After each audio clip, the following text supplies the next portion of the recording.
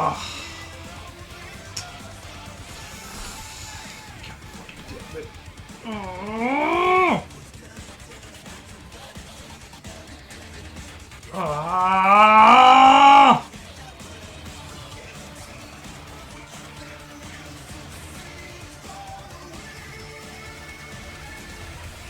Ah.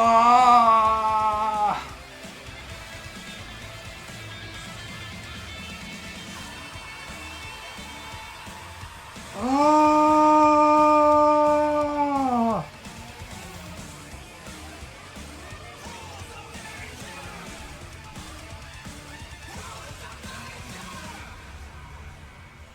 What's up, chat?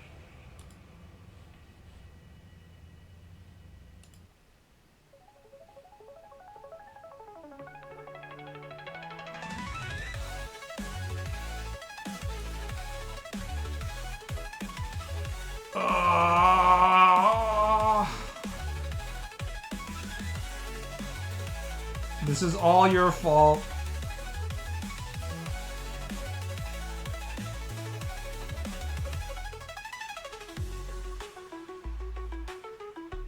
The average temperature is no longer 95 degrees. It's now a cool 88 at most. I know this is going to make a lot of you unhappy, but it was so cold last night that I had to bring out the long pants and sweatshirt. Felt good, man. It's going to be like 88 degrees later this week, but at least yesterday it was cold.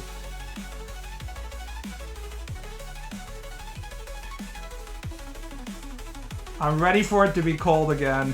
Make America cold again.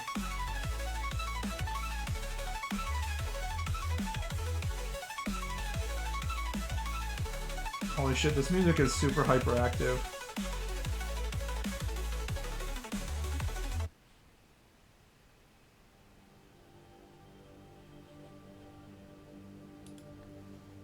Oh.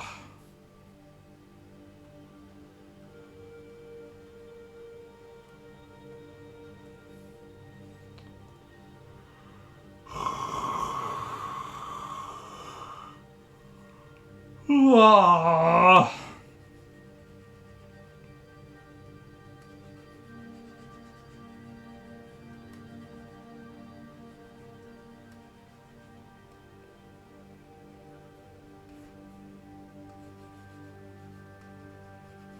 I didn't do any drawing yesterday. All I did was play First Descendant.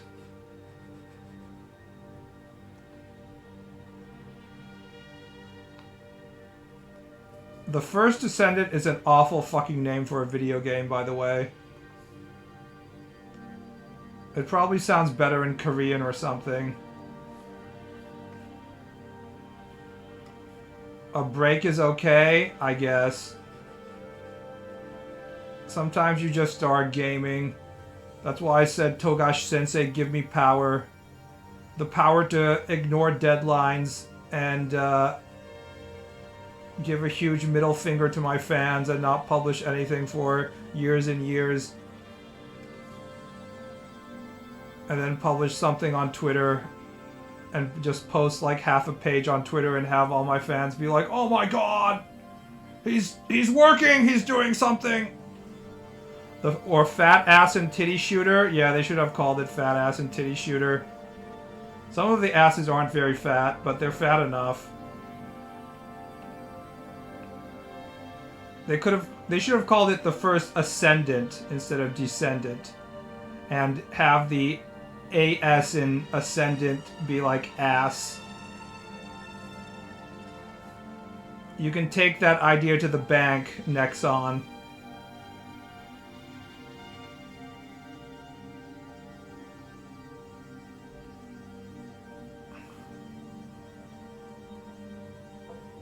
I wonder if there's porn of it. There's a little bit of porn of it. Not that much. There's 1/10 the amount of First Descendant porn than there is of, I don't know, Stellar Blade or something. And 1/1000th of the amount of porn there is for Overwatch, I would say. Something in that in that category.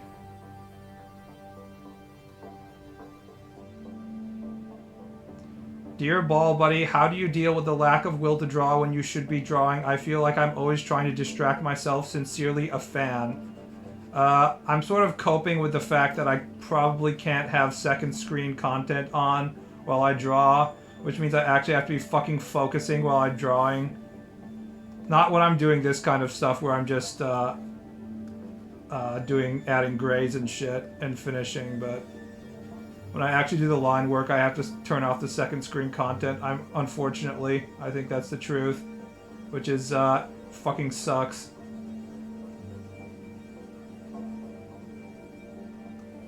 I don't know. When I don't draw, when I think I should be drawing, sometimes I'll have dreams about drawing, which means my psyche it can't handle the idea that I'm not drawing when I should be drawing, so I may as well just be drawing.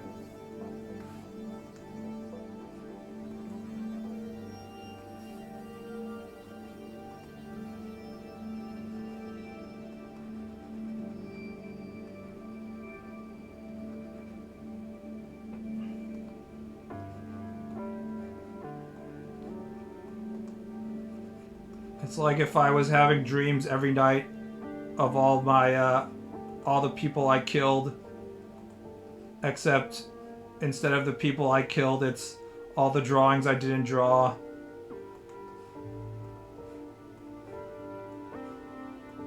All the anime waifus that are stillborn, that were never brought into this world because I aborted them by playing video games.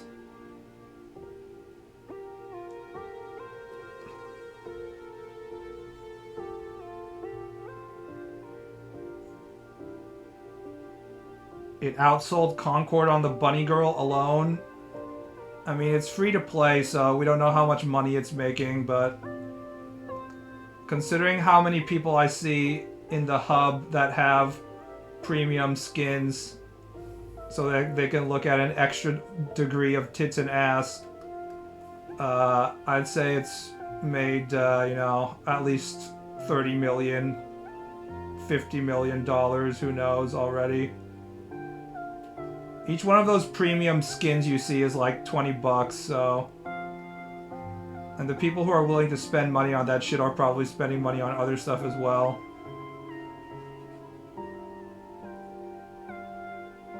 How big is your work in progress folder? Not very big. I usually finish most of my drawings.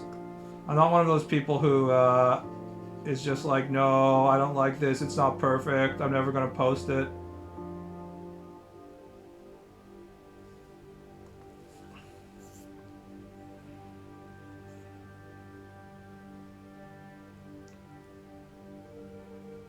No executives will be punished, just devs, lol. Concord is lost media. I mean, it's partially the devs or the executives' fault, but I don't think the devs deserve the benefit of the doubt at all.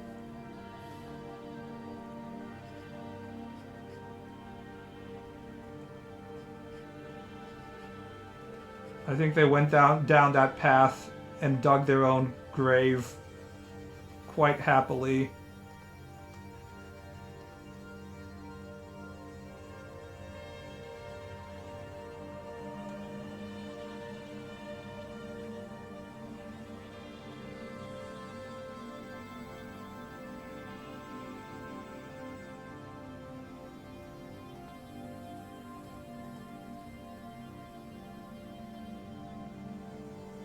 A job is a job in the game industry, especially with all the layoffs. Yeah, but that's not how any of the Concord developers are framing it.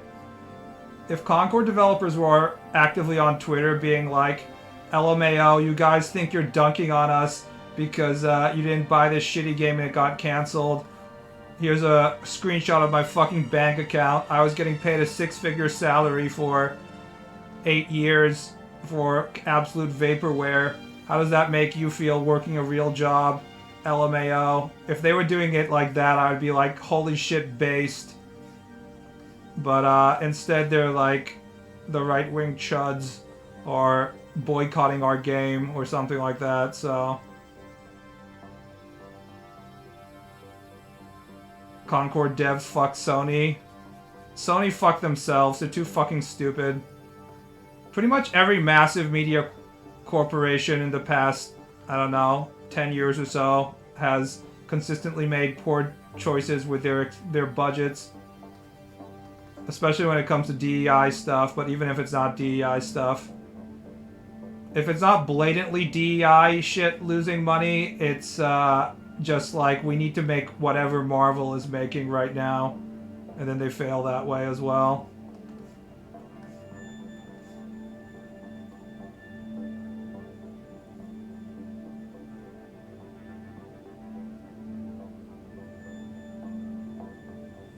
Sony is finally getting their obsession with games out of service out of their system.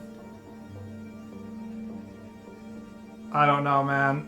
It does kind of feel like we've been in the middle of the great video game industry crash that people on 4chan have been asking for. Maybe we've been in the middle of it for the last year or so and we just haven't noticed.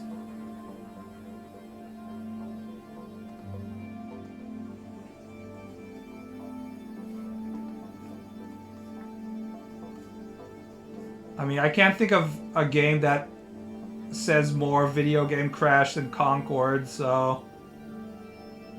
I think we are having our ET moment right now.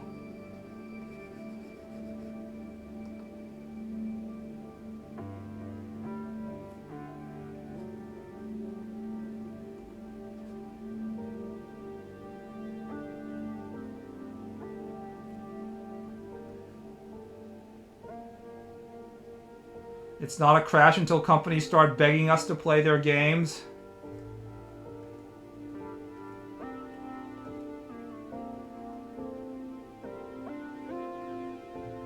I mean, they're sort of doing it passive-aggressively right now through the game's journalism media, I think.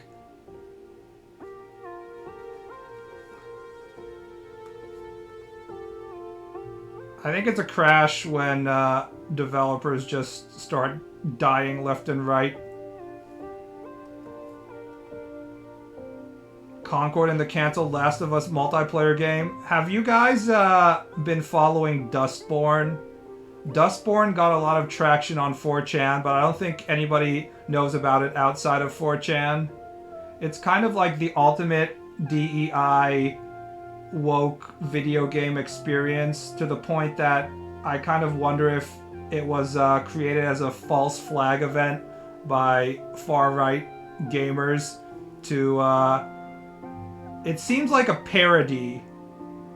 It seems like a parody of woke media that was created by, like, 4chaners or something like that. It's oddly self-aware at points, to the point that I think that there might have actually been some people on the development team that understood what was going on and how much of a bomb it was going to be and were actually in on the joke. They also used taxpayer money in some way. Dustborn was funded in some way by EU and the Norwegian government or something like that. Heard about it from local video reviewer. Here. I looked at a few videos of it on YouTube just because I wanted to. It just felt like you combine it with Concord and it was sort of the end of an era, kind of.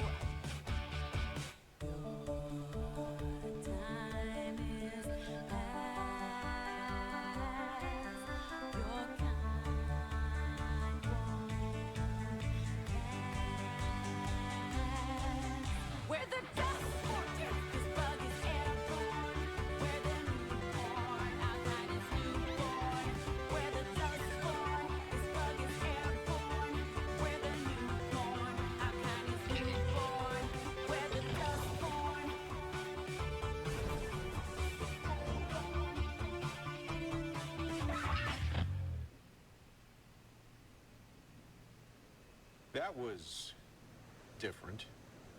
You make a living doing this? We're a bit rusty, and it's been a long day. Yeah, sure thing. By the way, that song could be considered offensive in the Republic. This isn't Pacifica. People here don't like politics with their entertainment. See, the reason why I think that there might be some writers in on the joke is because it's not pure propaganda in that they don't play this awful fucking song and immediately, like, change the minds of the people around them.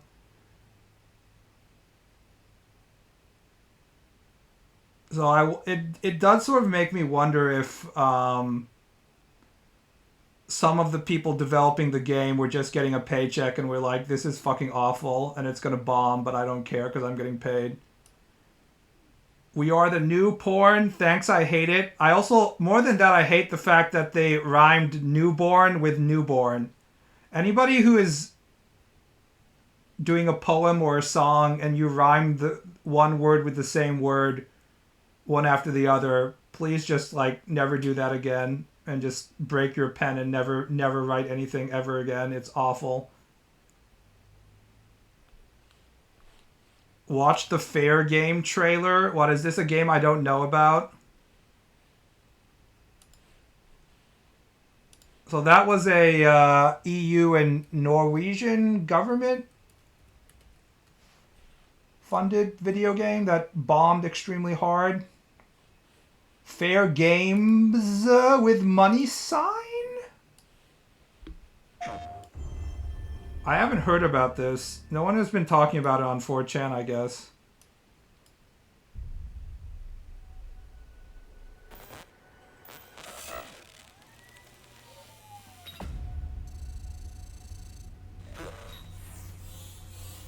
You want to know about us? Seems like everyone does these days. Strong black female voiceover. Too much money and too much power is held by just a few people. And it's only getting worse. So, we decided to do something about it.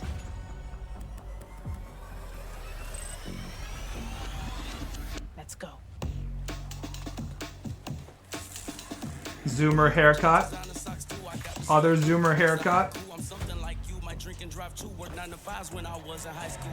These shoes here don't come out till June. This my pick, I'll crop you.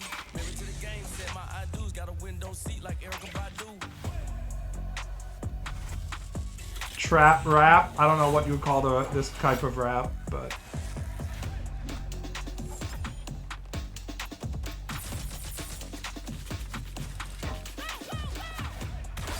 purple color palette. It's checking all the boxes, guys.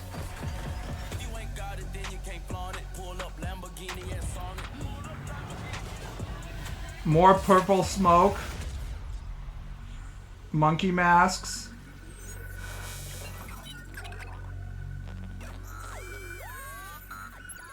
It looks like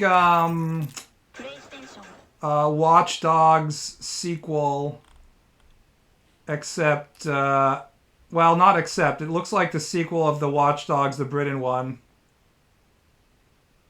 Sony is looking to break the 12-day record.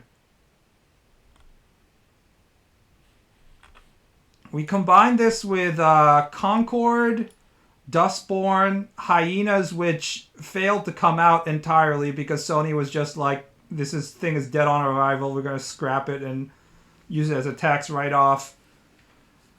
It does feel like we've reached the nadir of DEI culture, being like corporations will be able to make these games and people will like this, right? That kind of attitude. So we only have about 4 more years of this as they try and like shit out every single one of these turds that are still in the pipeline, and then there might be a slightly better game.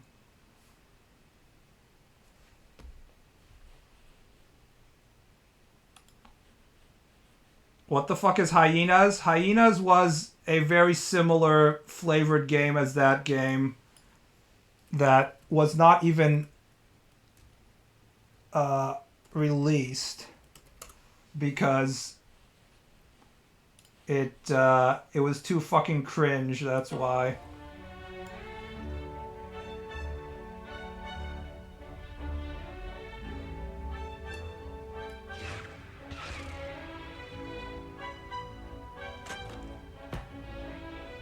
This is also a heist game, I believe.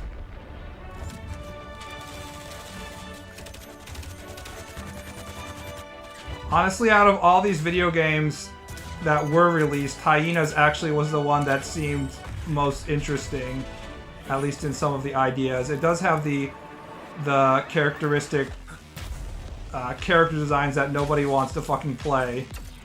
Here's the purple lighting as usual. The drag queen. But I believe this was also supposed to be a games as a service. And Sega was just like, yeah, we're not even gonna release it. It was one of Sega's highest budget games, or its highest budget game period or something.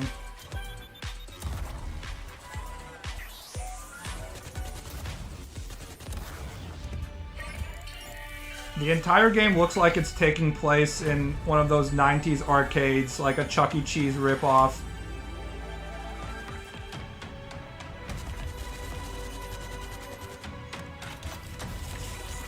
Soulless competitive slop? Yes. I wouldn't call it soulless. I would just call it, it's appealing to no one. That doesn't make it soulless. It reminds me of a Twitter artist who is drawing very, very individualistic, well-meaning art, but it's just inherently unappealing to anybody besides the artist themselves, so nobody gives them likes on Twitter. That's what it reminds me of.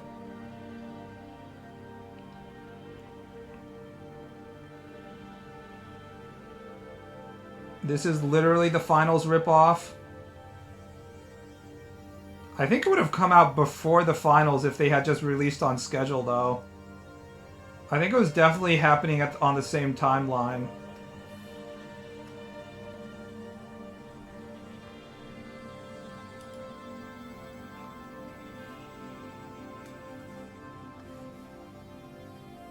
That's what's really special about this era, is that it's not just right-wing chuds complaining about having a black woman in their video game. The gameplay and stuff is also ass as well, so... Actually, we never even got to taste the gameplay. The gameplay might be okay, but even if it's okay, it's similar to 8 other things that already exist. Everybody wants to be Fortnite.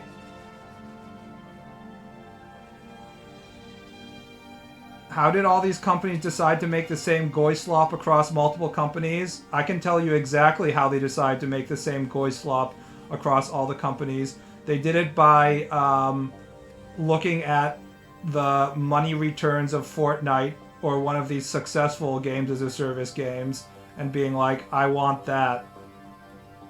Because if you can have every single video gamer play your game and only your game and give you, you know, $40 a month every single month because they're buying the battle pass or buying your premium skin or whatever, nothing is more profitable than that. You don't have to make a new game, you don't have to make a new engine, you don't have to design new things. You can design like some new things to keep it somewhat fresh, but you just have you have the fucking subscription service in perpetuity. And everyone was like, oh, we want that, but the everybody forgot that you can only have 1 or 2 of those games on the market, because the reason why that shit is profitable is because everybody is playing it. And if everybody is playing that game, they're not going to be playing a new game, so...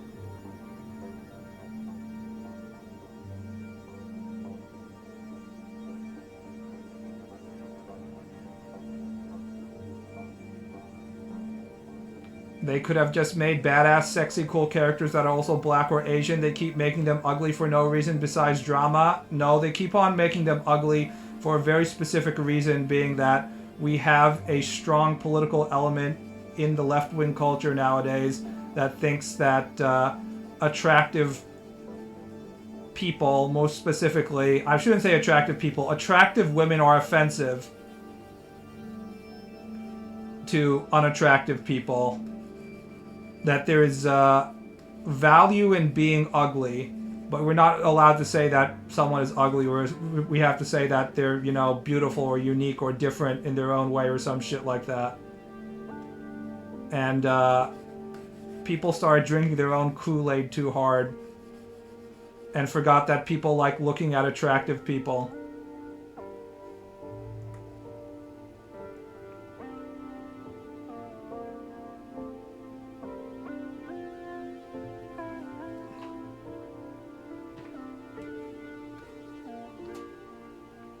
I don't know if everyone's old enough to remember this, but growing up in the 90s, there was a saying that...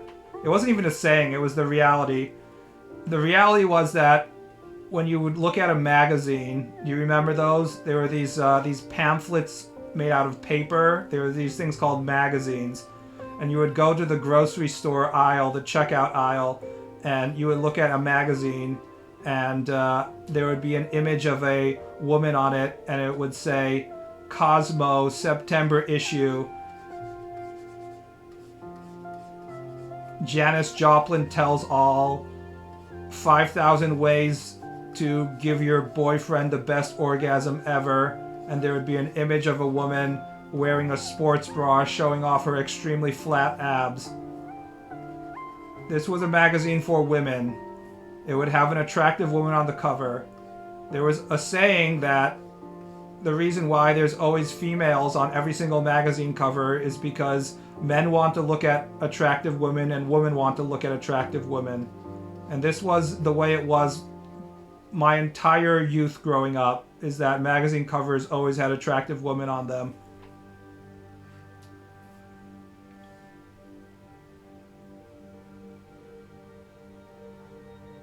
Attractiveness sells, and at some point people started believing it when these political operators started saying that attractiveness is bad.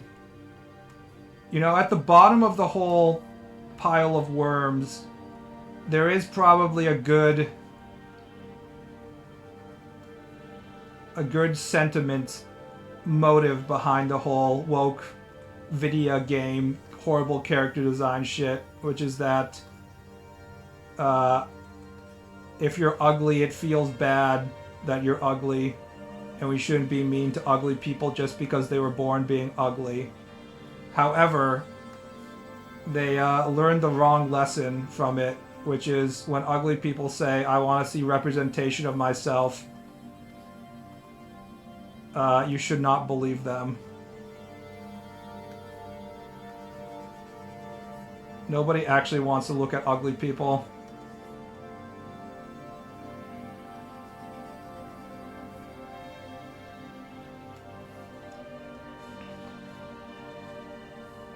It's brain dead moron activists pushing an agenda no one cares about. Well, there were a lot of brain dead moron activists who needed to do activist movement for something that was not particularly important in the whole scale of the world, because their lives were already comfortable enough. And then a bunch of corporations were like, oh, I know, this is a great opportunity. We can use this sort of activist shit to shield us from our own customers who are complaining about how shitty a game we're making. We saw this way before the current wave of woke culture. The early stages, there was a situation in which EA started openly supporting gay rights, right around when I think like one of their shitty Battlefield games was bombing and everyone was complaining, and EA was like, no, look how much we support gays. All the people who are angry at us are just homophobes. I forgot what year this was, but it was like, I don't know, 2012 maybe? It was probably about 10 years ago. It was one of the first tastes in which corporations got the taste of having the woke media shield in which they could protect themselves from being criticized for their low-quality products. Yeah, Sarkeesian, well, I'm not really willing to give her that level of credit, honestly. I think she was already riding on a wave by the time she started showing up. It's not like she invented anything. She saw an opportunity and went out and grabbed it, is how I would look at it. And I think it would have continued whether she showed up or not. She was just one of the few grifters who did it first.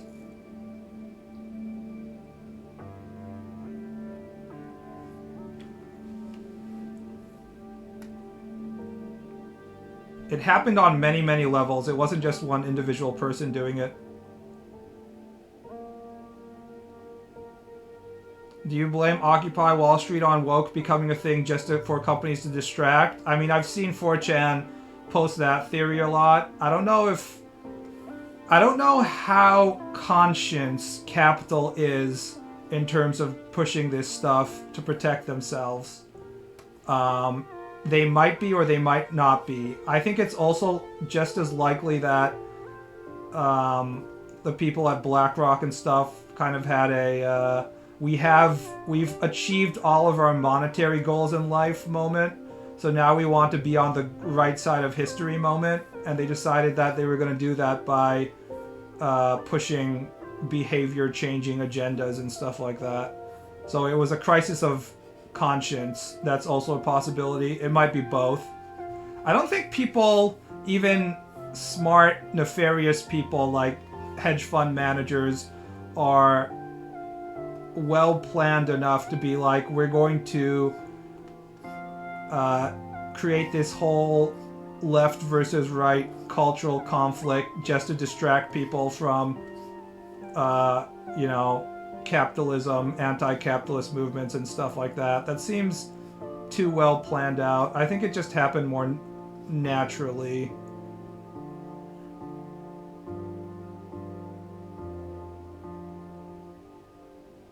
It coincided with Obama era and race politics becoming more prominent, right? Yes. There was a lot of people who were racist but didn't have to have the opportunity to be racist that became racist during the Obama era. That just really pissed them off having Obama talk down to them for like 8 years. It drove them crazy, so...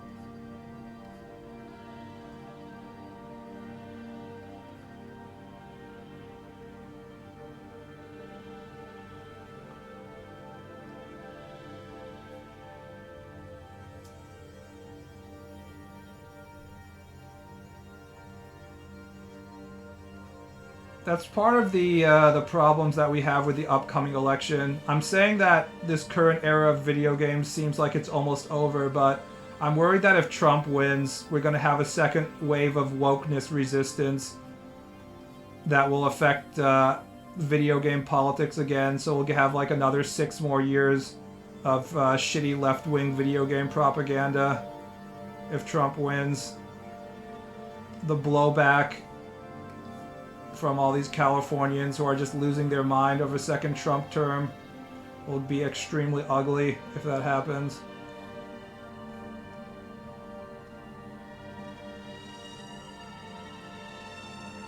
So for that reason alone, I'd very much like Kamala to win.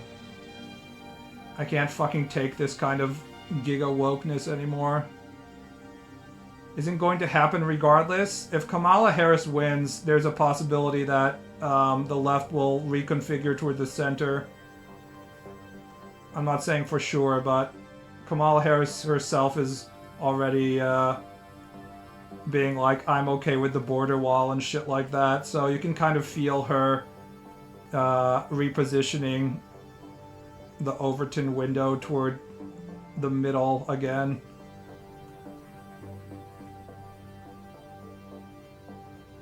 It's not like we created jazz and the fucking blues.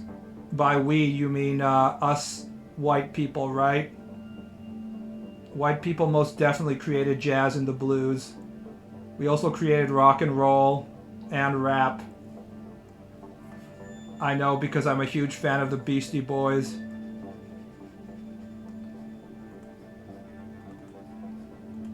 Don't let these minorities take claim for white inventions, guys.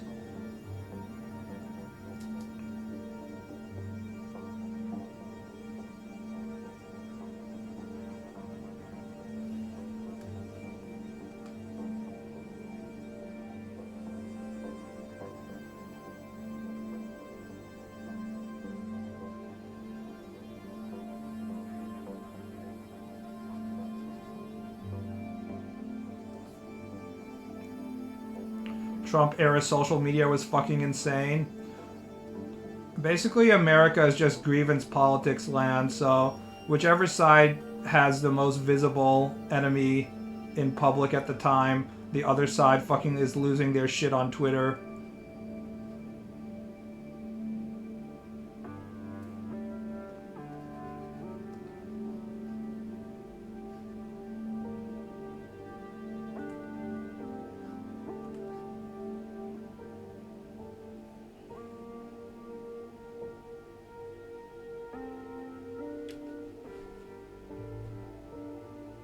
The whole us versus them bullshit is getting old. You're either a bigot or a wokey, no between.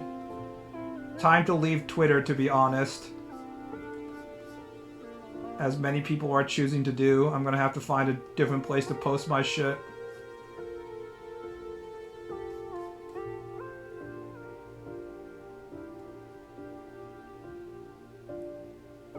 It's pretty difficult to explain to my liberal parents how fucking bad this millennial, I don't know, how I have to deal with the shittiness of the left side in my corners of the internet because they're watching Rachel Maddow and shit. Well, my mother is, at least. Your liberal parents are probably considered conservative at this point, basically, yeah.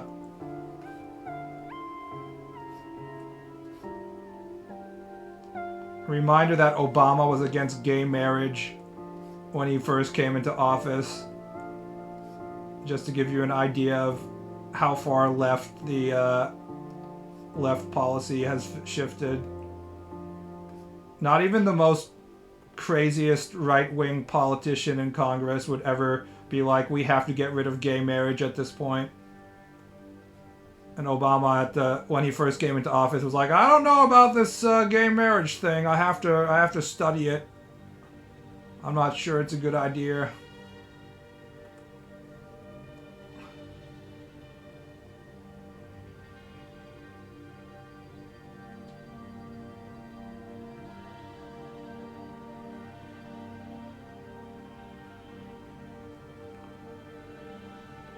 We need a social media platform that isn't Nazi grounds like 4chan or Twitter, but not fun-hating like Reddit. 4chan is okay if you're not on the stupid boards. Unfortunately, if you want to talk politics, you only have stupid options on 4chan. If you just want to talk about fishing or something, it's fine.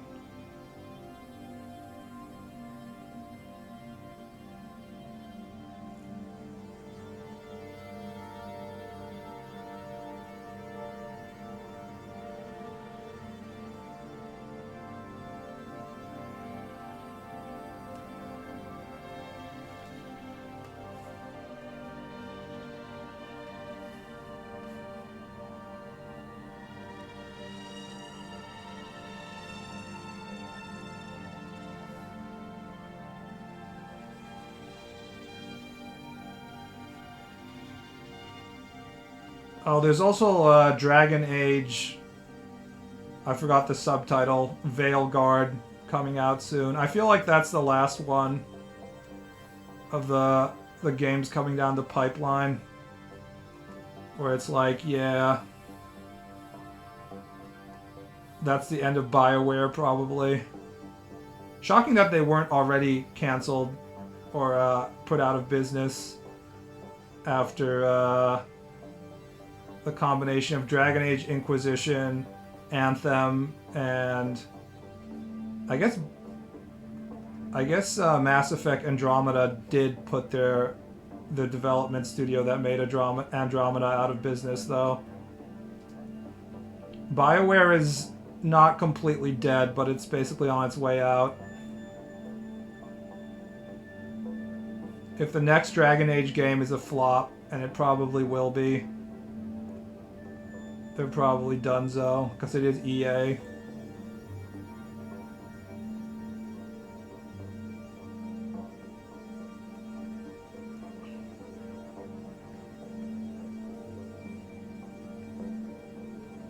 You know it will flop. I mean, even if they sell quite a few copies, it will probably flop because the standards for what makes how much money they need to make for their budget to make back their development costs are extremely high right now, so...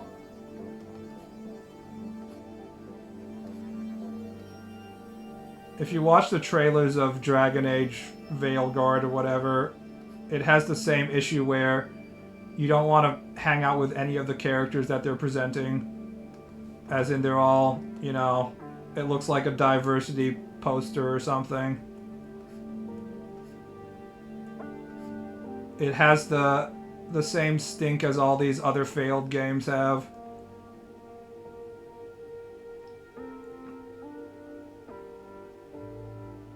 They made the characters so ugly, I already watched the trailers.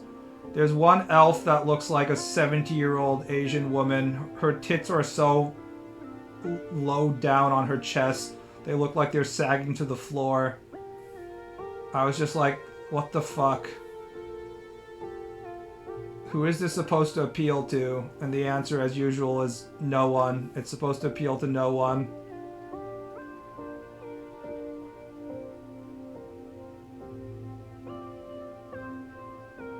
Oh, we also had the Ubisoft Star Wars game just come out, remember? Which also has an extremely Uncanny Valley looking actress as the main character. It's not the actress, actually. They made the actress ugly on purpose again, as usual.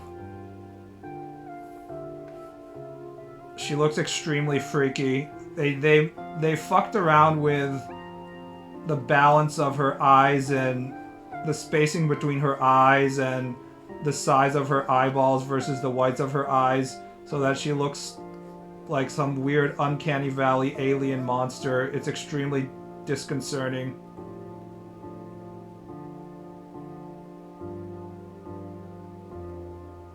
It's funny how people buy the most mid-ass games just because we got no other non-woke shit, i.e. Wukong. I mean, I was playing First Descendant. That's how this conversation started, is because I said I was playing First Descendant all day yesterday.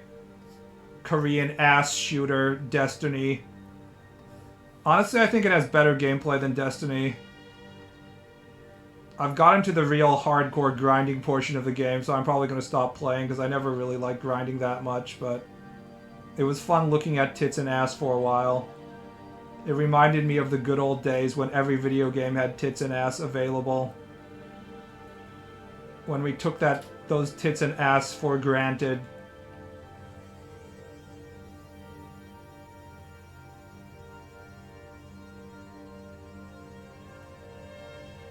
There's a few SFMs out already, but not a lot.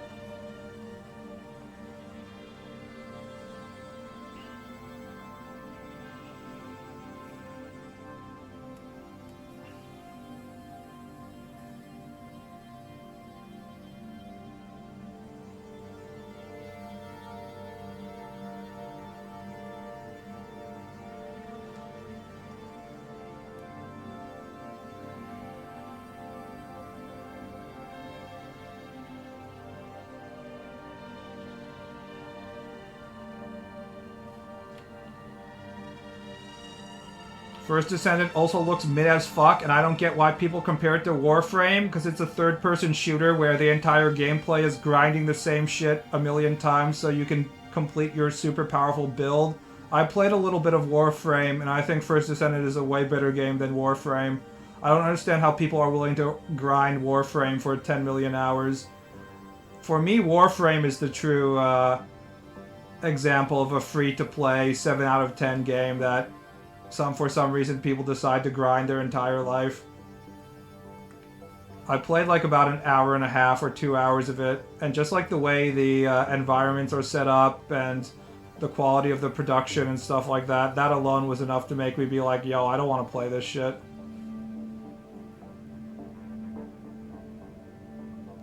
You didn't play Warframe until you get the insane world-destroying builds, but I don't necessarily want to have insane world-destroying builds. That might be nice as a thing to work forward to, but I want to be able to enjoy the gameplay before I get to world destroying. In fact, if I get to a world-destroying build, that's probably like, that was nice, but I'm bored now. I like having actual difficulty in my video games. First Descendant actually, it forces you to line of sight enemies like you're playing Doom and stuff, if you're playing at higher difficulty levels, so that's why I was actually enjoying it.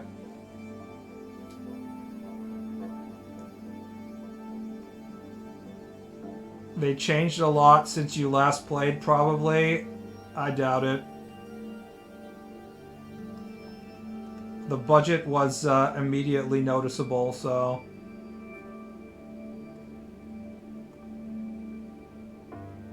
If something feels cheap in a way that I don't want to play it, I doubt that it's going to feel less cheap in the future.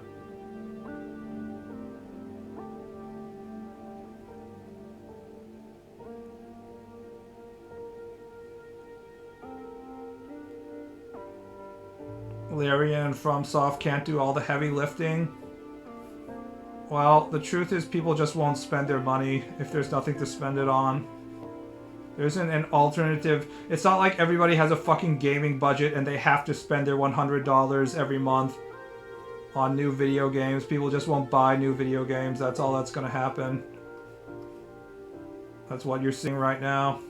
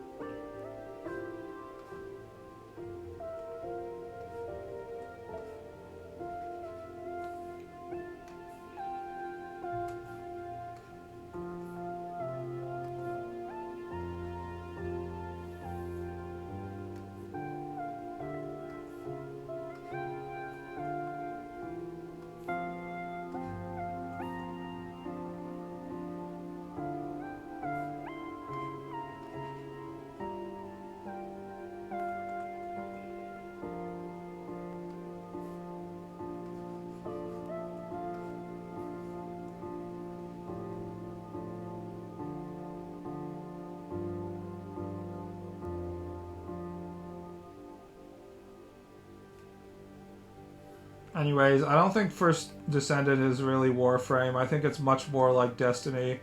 In fact, if you've played Destiny, it's probably one of the most blatant copies of a video game I've ever seen. It has the exact same guns as Destiny in terms of gun classes. It has like the hand cannons, hand cannon, pistol. I guess Destiny didn't have pistols now that I think about it. Hand cannon, machine gun, submachine gun, and so on and so on. Like the exact same. Scout rifle, etc., etc. It's one of the most blatant copies of another video game I've seen. The only thing they added to the Destiny formula was a grappling hook and tits and ass. The most important components of any video game, tits and ass. The art style is also extremely similar.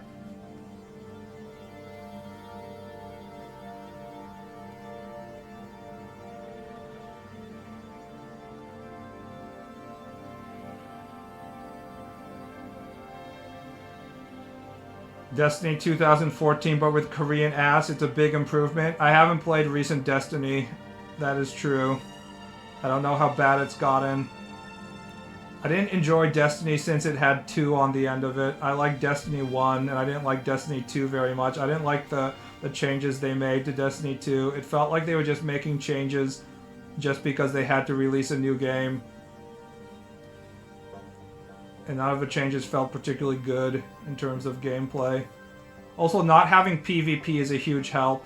It means that the game can actually be balanced around PvE, which is what it should be. A lot of Destiny's shittiness comes from them having to balance shit around both PvP and PvE at the same time, so...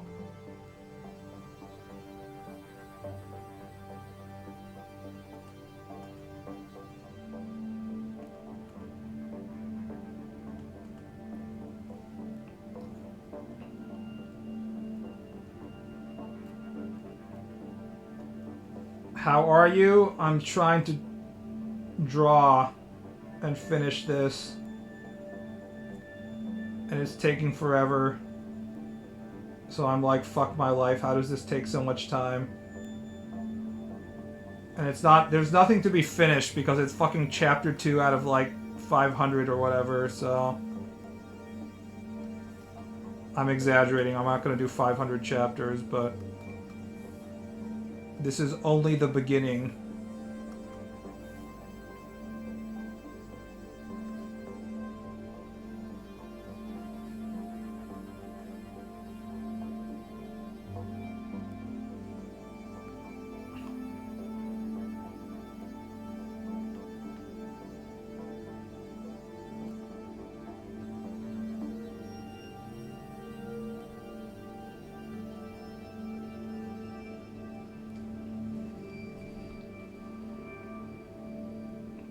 Are you gonna watch Look Back for the relatable mangaka lifestyle scenes? No.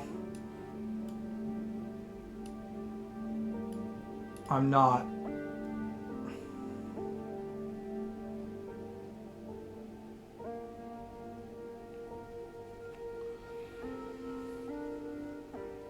Ah!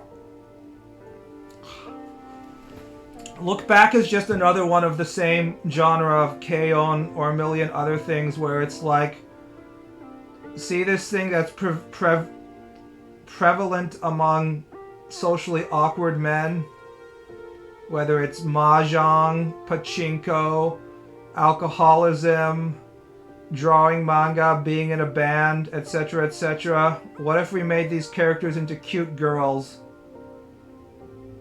Success. We did it, guys. Yet another million-selling manga/anime. We've once again captured the heart of Japan. Just have male activity done by cute girls again. Works every single fucking time.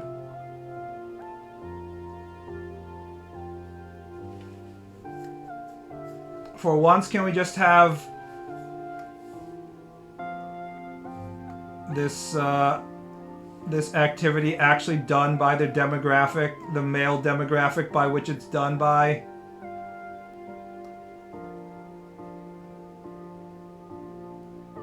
You know, like social anxiety. Nobody wants to watch ugly otaku social anxiety. But if it's suddenly cute, big titty, pink-haired girl with social anxiety who is also good at guitar, 1 million copies sold.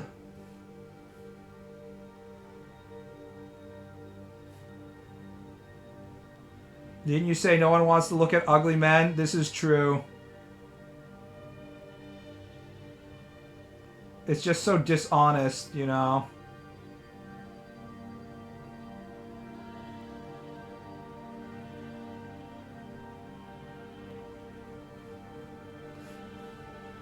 The difference between what I'm suggesting and what DEI stuff is suggesting is when DEI is like, we need to show real women, they want to show stunning and brave women fighting against the patriarchy.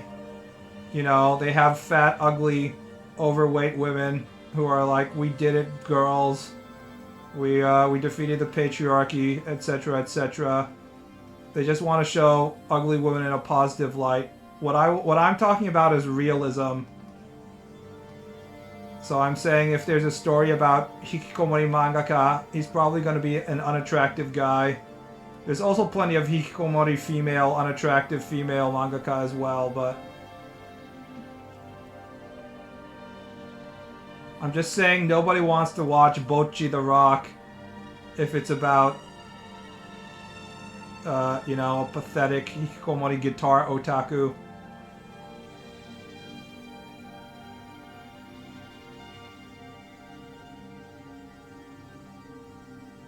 Imagine Renaissance artists getting feedback like maybe we should show real-looking people. LOL, half the purpose of art is escapism.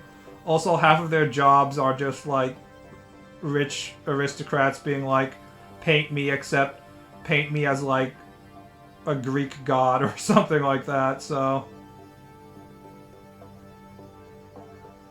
I'm just a contrarian, so if there's the same thing going on all the time. I want to see the opposite of it. I wouldn't mind the whole DEI thing if it was just one game.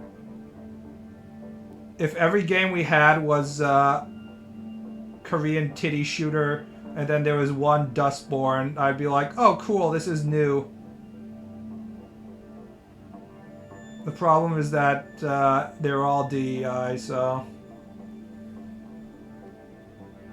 Any advice on the first time learning Japanese? No, I have no advice on learning Japanese. I learned Japanese when I was like 6, and I was just thrown into Japanese conversation environment, so I didn't have to learn Japanese the traditional way at all.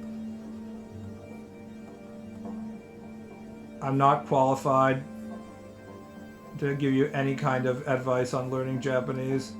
I have no fucking idea how that works. All I can say is it's probably going to be pretty fucking difficult, LMAO.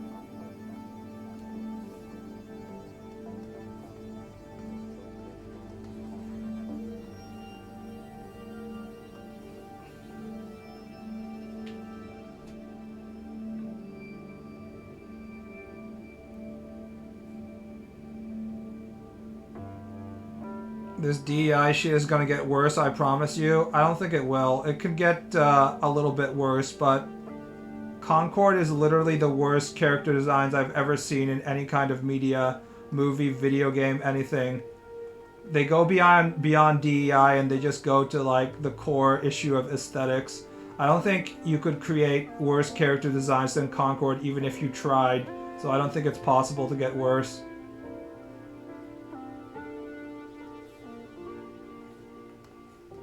It would be a monumental achievement if you could make worse character designs than Concord.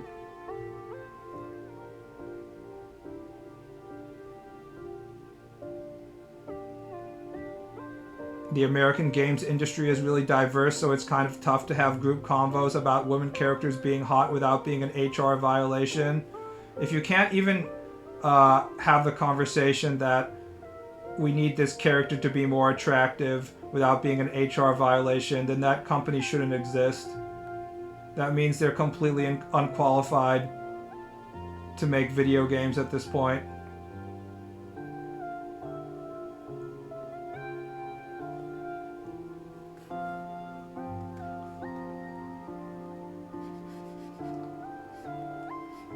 And lo and behold, a lot of those developers are ceasing to exist. Who would have thought?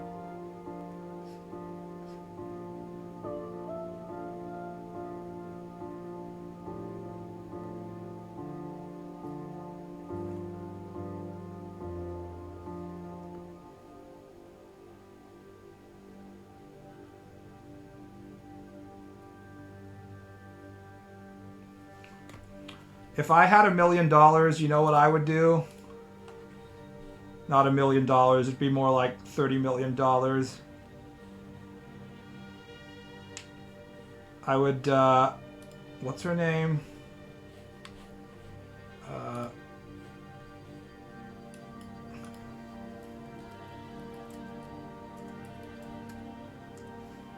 I would have Nishimura Kinu. I would give Nishimura Kinu $30 million and just be like, we're gonna make a wizardry sequel and you're gonna do all the fucking character designs and your job is drawing more stuff like this.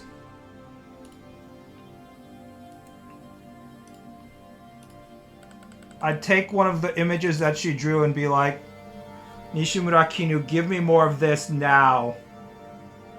This is the theme of our fucking video game.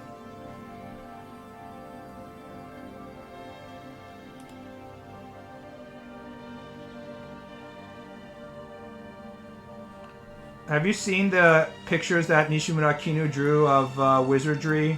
She's a huge wizardry fan. Like most Japanese people seem to be.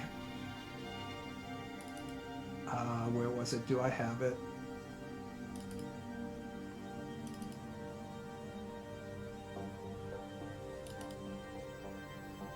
Yeah, she drew like this 2-page fucking love letter to wizardry. You have the fucking naked ninja. If you don't know, some classes in wizardry were like better defense if they were completely naked. The ninja would have highest defense if he had no clothing, so he's just running around naked. You have like these evil barbarian guys. You have like different flavors of Pope. Gigantic demons and shit. Look at all these fucking succubi she's drawing.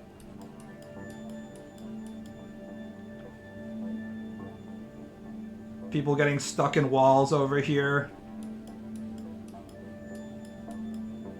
We have the full Arthur quest for the Holy Grail. People getting their head cut off by a Vorpal bunny. Holy hand grenade and stuff. So what I would do is I'd just give Nishimura Kinu like all my money and being like, we're just gonna fucking copy wizardry and I'm gonna hire you for the next 3 years to just do artwork of all the characters and stuff. That's our fucking game. We're gonna call it something that is clearly makes people think it's wizardry, but we can't use the wizardry name, so it'll be something like Wizarding or something like that. That's my plan.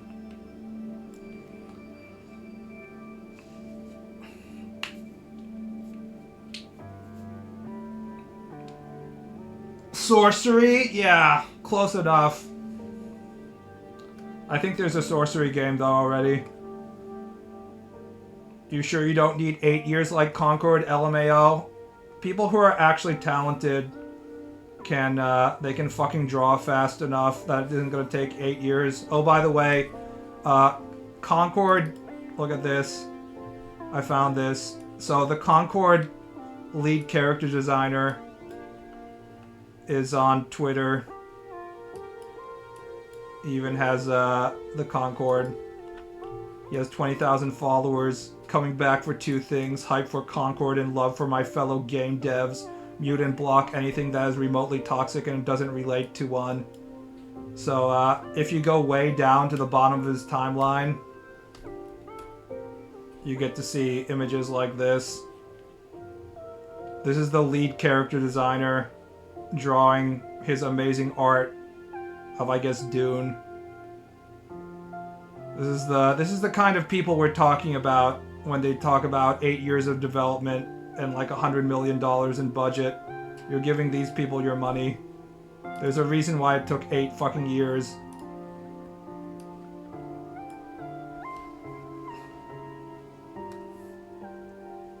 How old was he when he drew that? The year is 2020, so that was midway through of Concord's development, guys.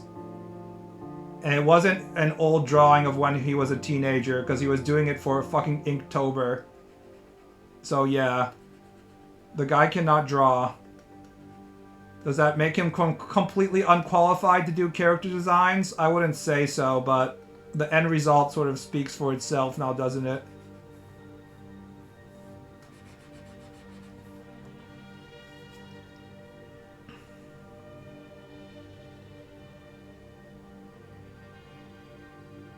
How did he get in if he can't draw? Have you not heard of nepotism? The truth is that most people who get jobs are unqualified for their job. It's not particularly weird for someone who's unqualified for their job to get that job, but the end result was just so obviously bad that it's hard to ignore it.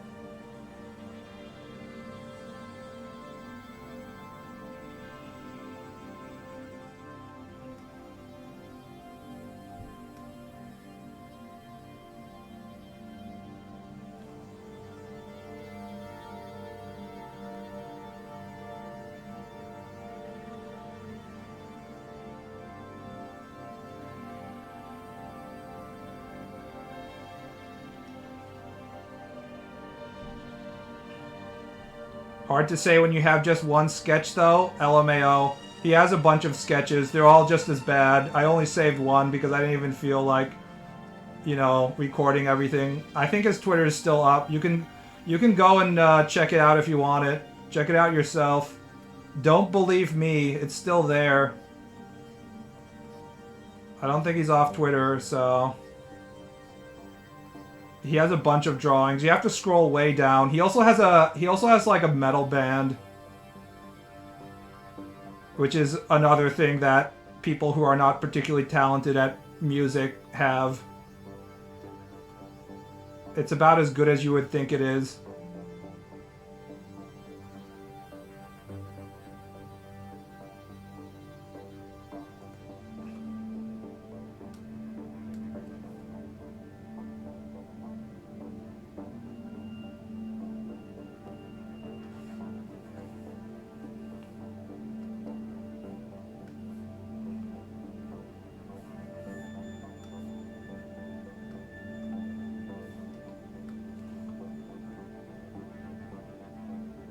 How does the rest of his portfolio look? If you can't look at that one image and guess how good an artist he is, it says something about your own skill as an artist. But yes, he cannot draw. He has a bunch of other drawings on his Twitter if you really want to check them out, but they're on the same level as that picture, so... I often complain about Riot character designs because it looks like they just poached a bunch of people from DeviantArt, but Concord takes everything to a whole new level.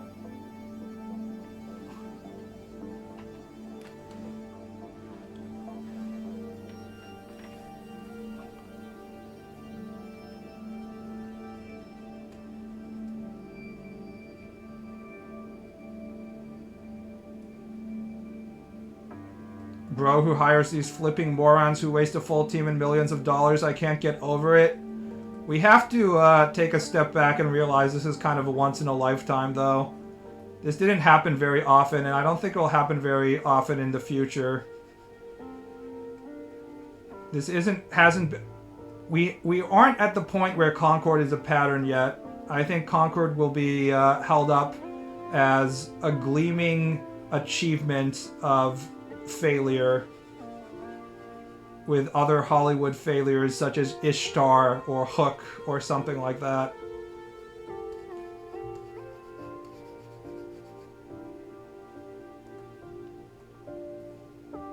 Did you see someone fix the Concord design using AI to make them all hot? I'm sure someone did that. Someone is always doing that shit on with their AI tools on Twitter, but who cares?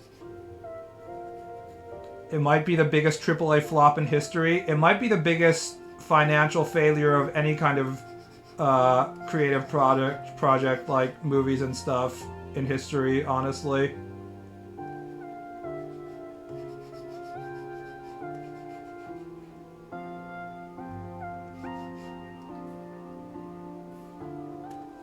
It's up there.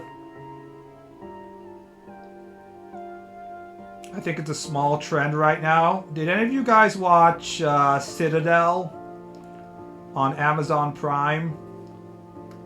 If you haven't, it's worth a watch.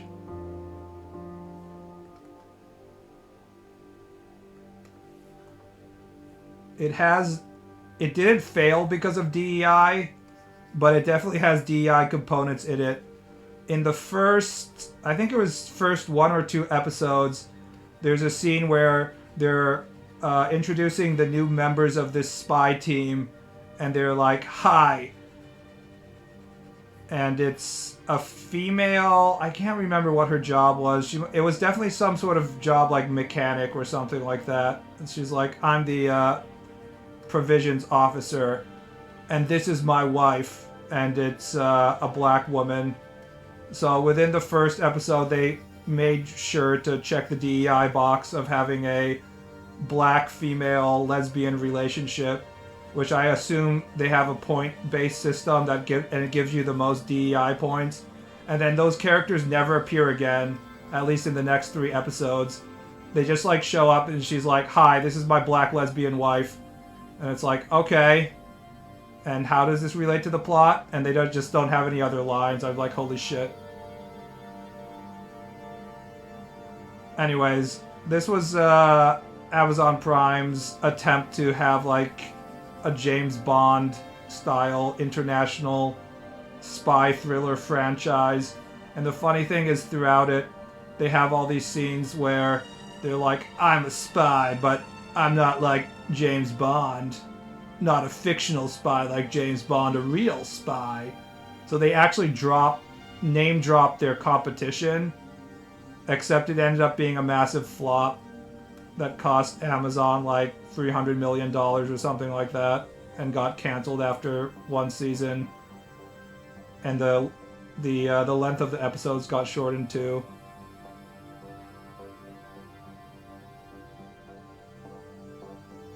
Remember the Blizzard diversity chart and how everyone laughed at it? Yeah, that's every game now. I am pretty confident that there's an actual point-based system. It's not just like, oh, it would be cool if we could have a black lesbian. It would be like, I think it's more specifically like, if we have a white person, it's negative 20 points. If we have a black lesbian, it's, you know, plus 15 points. And they actually calculate this shit.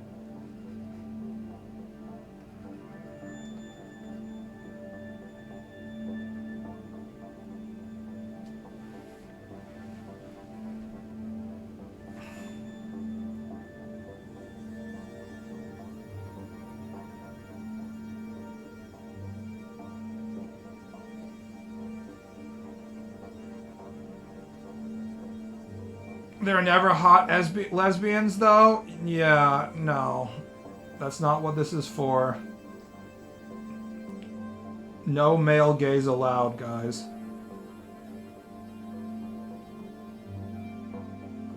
Tracer is hot. I'm not sure Tracer being announced lesbian was when they were getting the DEI point system at the time, though. It feels too early. I feel like the Tracer lesbian announcement happened when it was more like we can divert people from our failures as a game company, that period. And then we started getting clear point systems later.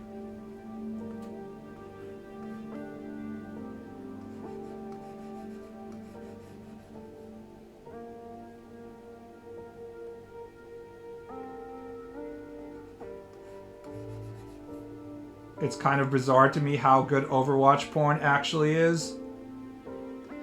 There's a lot of hard-working individuals on the internet who have spent many, many hours to bring you that fat bait Futa Widow sucking Futa Tracer's cock video that you jacked off to. Hours and hours of work went into that thing. You should appreciate that you can use this for free, because it's just sitting there on the internet without subbing to that guy's Patreon.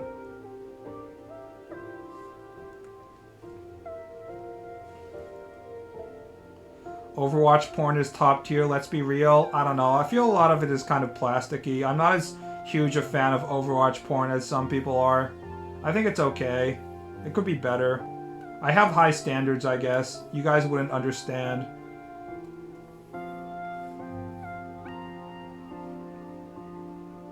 Oh no, she's a lesbian, haha, I guess I can't get an erection. Historically, if there's one thing we know that turns men off, it's hot women who like licking other hot women's clits. As soon as men know that a hot girl likes kissing other hot girls, our boners just immediately die. The male gaze is defeated.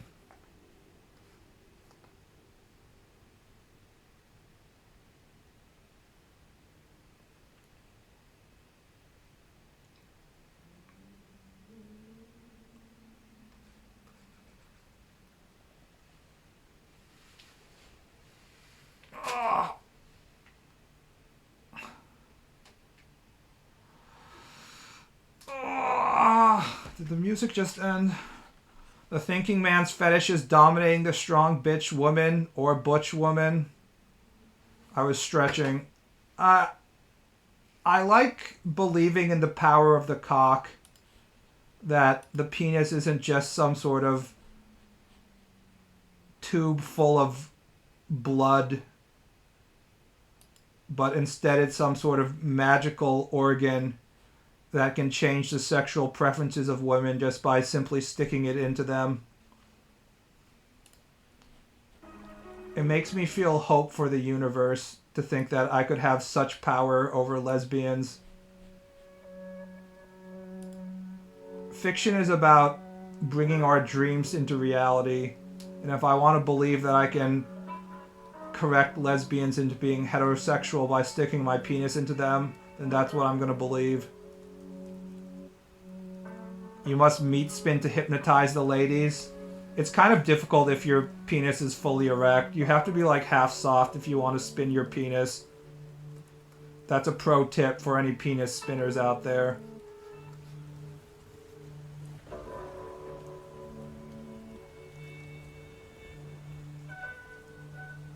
There's no point of Zarya or Junker Queen being dominated. They just keep giving them cocks. Yes. The muscular woman losing to male penis instead of muscular woman with futa cock is very difficult to find. One thing that I've found a bit of is Barguest from FGO. I've seen a lot of Japanese artists do AI porn of her losing to the dick, and she's drawn in the AI porn pretty muscularly, so that's pretty good. That's about the best I've seen so far. Western artists, if they see a muscular female, they almost always give her a futa cock. But there's some Japanese artists who don't go the futa route. I would bring the images that I'm talking out and show them on stream if they weren't pornographic, so I can't actually show them to you.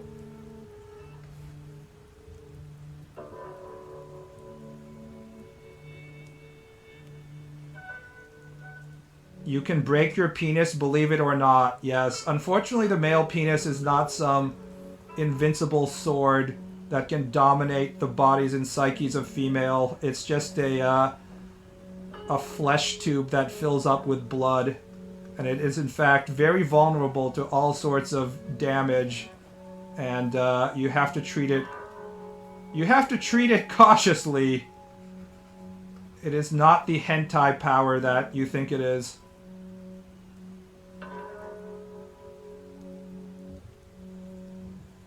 We need common sense peen control. Nobody needs a horse grade assault cock. I think the good middle ground for that is, instead of modifying our penises so they're all 16-inch horse cocks with barbs and stuff like that to impress the ladies, we just need to convince all the women to pretend like they're impressed and horrified by our penises. So women just all have to agree that when a guy presents his cock, they're gonna make that the hentai face where the eyes are wide open and they start breathing heavily and are sweating and are like both afraid and aroused. They have to make that face so that guys feel better about their penis. Under no circumstances are women allowed to be like, huh, or that's cute, or something like that. That's the wrong reaction, ladies. Don't do that. You'll make the guys feel bad. Instead, get on your knees and be like, oh my god, oh, you know, like you're in awe of the penis. And then guys won't have to do stupid shit like buy testosterone supplements to make them feel better about themselves. You don't have to ask women to pretend. True that. God bless all those women pretending to have orgasms just so they can be done with the whole sex. All those amazing mind-blowing orgasms that we give women. Feels good, man.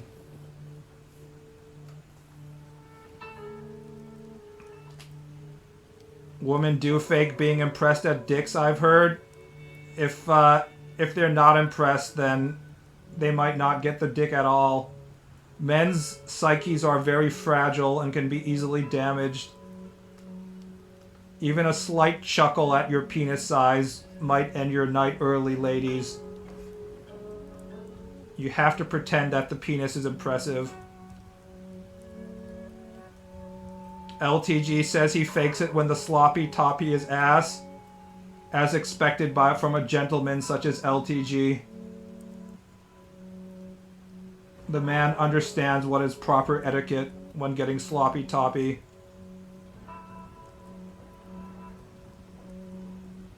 The one time I saw a legitimately large dick, I was horrified and left and went to Taco Bell. Let me guess, the Taco Bell drive-thru was just insanely crowded, as it always is. As a DoorDash driver, let me tell you, Taco Bell is the worst because it's just the drive-thru line is always full of women who got horrified at large penises and just left to get Taco Bell. And you're trying to hurry up and get your order so you can deliver it, but you're stuck in the fucking drive-thru line for 30 minutes. It's never worth it. Don't take Taco Bell orders from DoorDash after midnight. There's just like 100 versions of Death Striker there trying to get their Taco Bell, and you won't be making any money.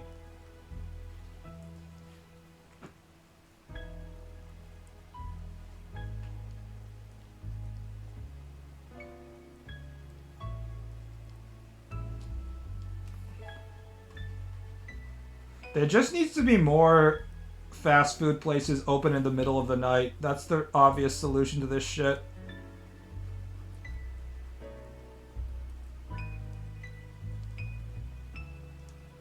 All these women are incidentally vegan.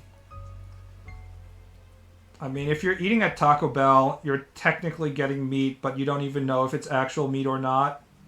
I always like the reading the Taco Bell warnings on the ingredients, and it's like this may include soy products and sand. We don't know what's in this shit. I'd take cute as a compliment. I'm not that fragile about my penis. If a woman looks at my penis and doesn't just straight up pass out from fear, then I'll feel bad. I want my penis to elicit the same responses as when a human being sees like a majestic blue whale or a rhinoceros or something. I want to be treated by dangerous but yet majestic megafauna.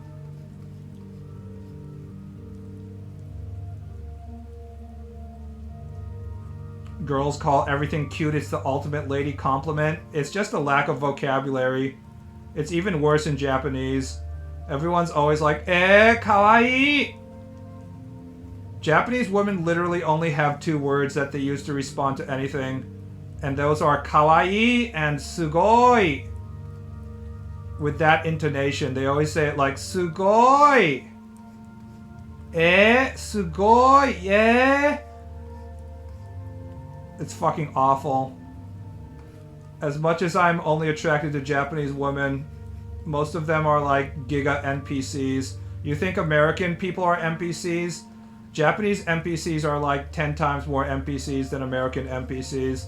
They don't have like a single original thought in their fucking brain. It's impossible to have conversations with them.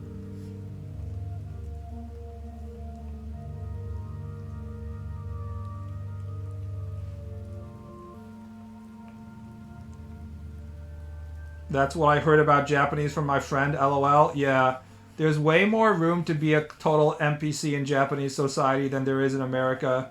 Americans have opinions when they don't need to have opinions and when they don't know shit about anything. Whereas Japanese won't have an opinion even when they should have an opinion about something.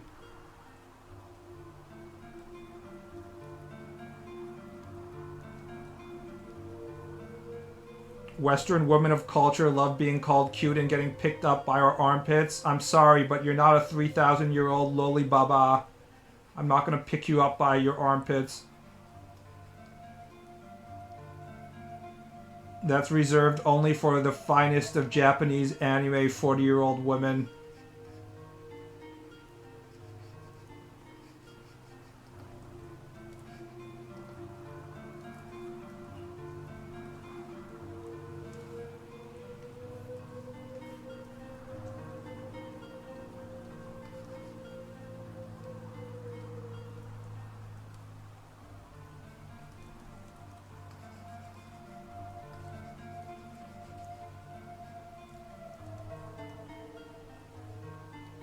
What is happening in this panel? You'll have to find out when I release the entire manga.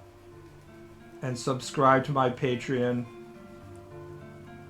So you can read it early. What about picking up guys by their armpits? I need that shit sometimes too. Yes, where's my 8-foot tall Hashaku-sama girlfriend? Where is my Space Marine mommy?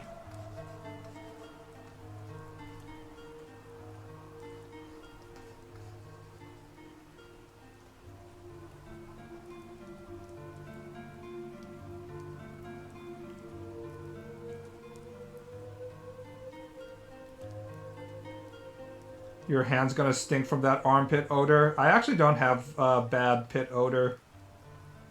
How many guys think their pits smell like burritos? Because I feel like that's the most common version of male body odor flavors. I don't think I have the burrito smell though. When I smell myself when I'm sweating, I actually have more of an acidic smell, like a grapefruit or a citrusy, I would say. I think it's because I'm constantly sweating all the time, so my pores aren't clogged. So I don't really have any built up dirt or shit in my pores. It's just like clean sweat.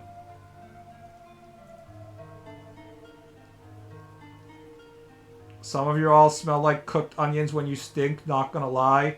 There's guys at the gym that you can smell where they were 5 minutes after they left. They're in a totally different class from just like normal male body odor. You can feel them leaving that Witcher sense tracking smell across the gym. You can just be like, pretend you're Geralt and be like, that's a drowner, must be it. Let's go, Roach. Follow the smell. You turn on the Witcher sense and you can see the red trail.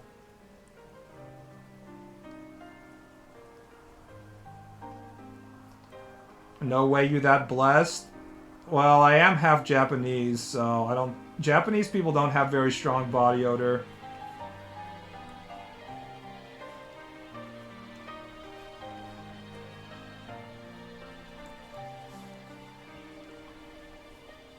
There's a couple guys at my gym like that.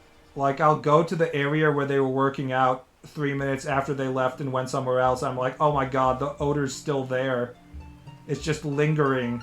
What the fuck?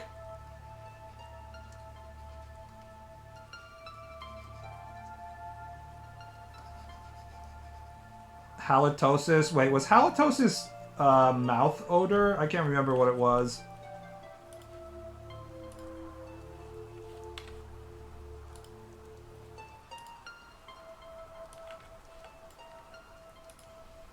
Yes, halitosis. Due to poor oral hygiene, it can occur to a number of health conditions, including dry mouth, heartburn, or even disease in another part of your body. That's right. There's a chance you just straight up have cancer, guys, if you have bad mouth odor.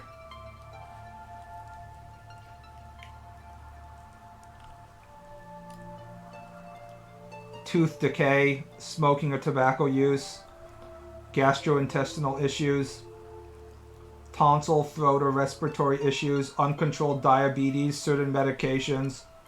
Like anything, it can be a bunch of other things.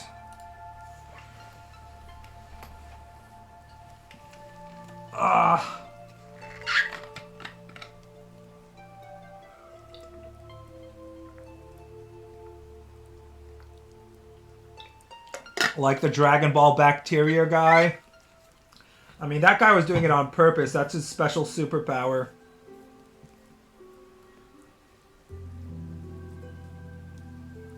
My YMCA does not require wiping down the machines, and based on the ripeness of some of these dudes, I wish they did. It wouldn't help with the smell, though, I think. It's not really the sweat that smells, usually. That's my theory. You just have to go to the gym in the middle of the night where there's fewer people. That's what I do. I go to my Planet Fitness at 3 a.m. so I don't have to have any annoying people around me. I can just work out. I also sweat a ton, so I think they appreciate that as well.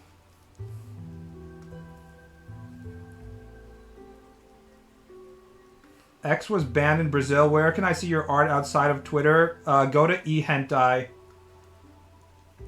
eHentai has all of my stuff archived.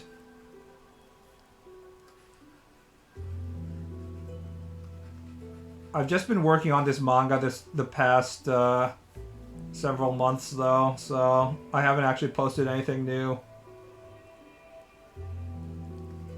I'm not even joking. eHentai is the only place that has all of my stuff from when I started drawing in 2011.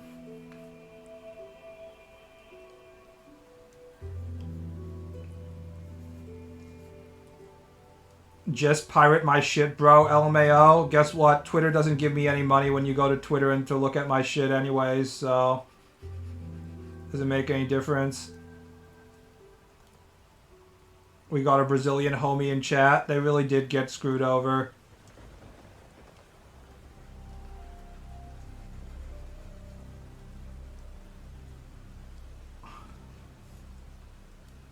How many pages have you finished in the last 2 weeks? I don't know, man. Don't ask. I keep on jumping ahead. I've been playing video games, though, so it's not a lot. I'm not managing a page a day right now, though. That's for sure. The quality is going up, though, so I'm sort of okay with that.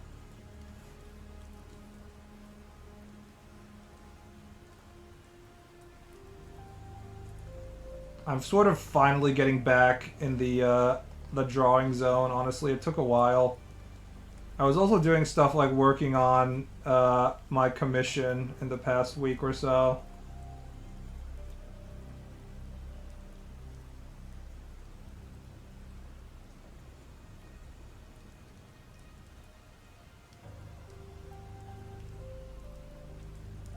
Do you post your drawings on Patreon? I should be, but I don't. I will definitely be posting the comic on Patreon, though.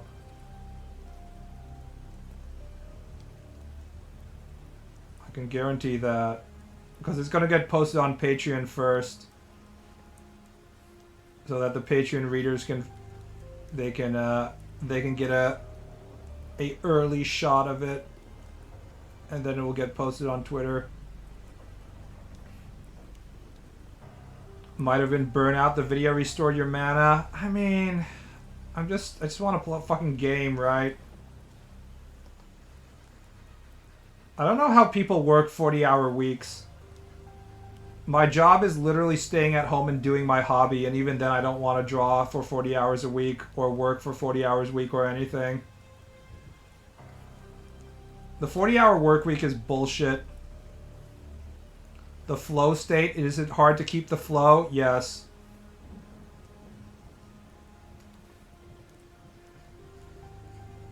It's not actually that hard to keep the flow, I just don't want to do it.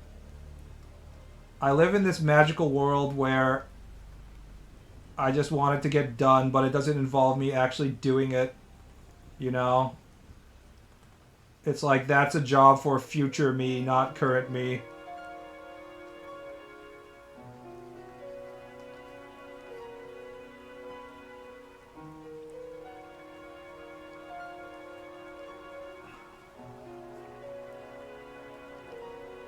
So like most people, I mean,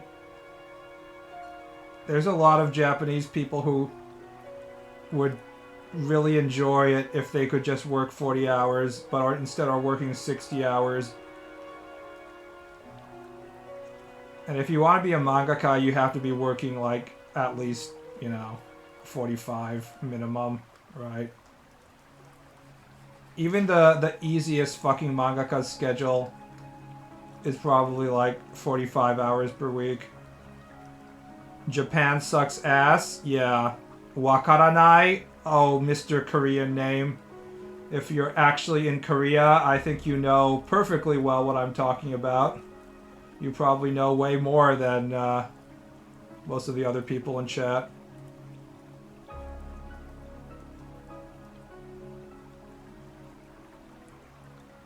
I spend at least 10 of those hours per week waiting on emails or sending videos of Majima to friends. That's true.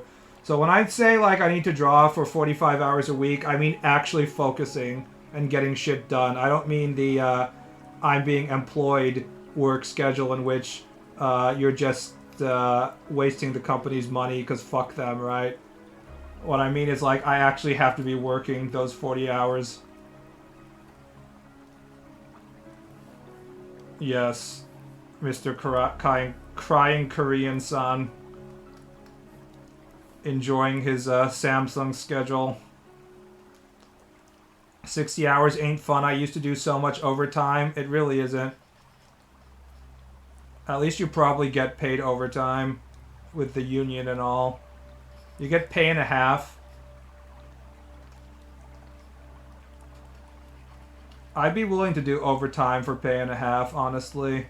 As long as it's not every fucking week, which it probably would be.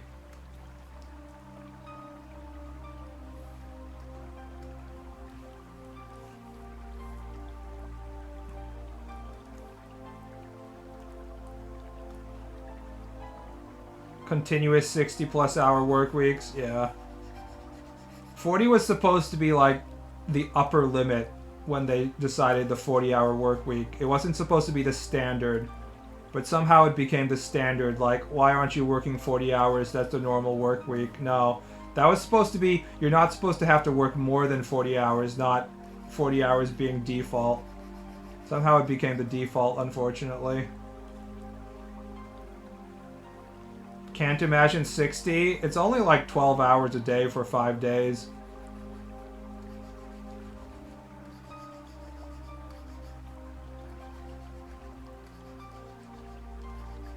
It's only 7 hours. If you're working 8 hours a day, it's only...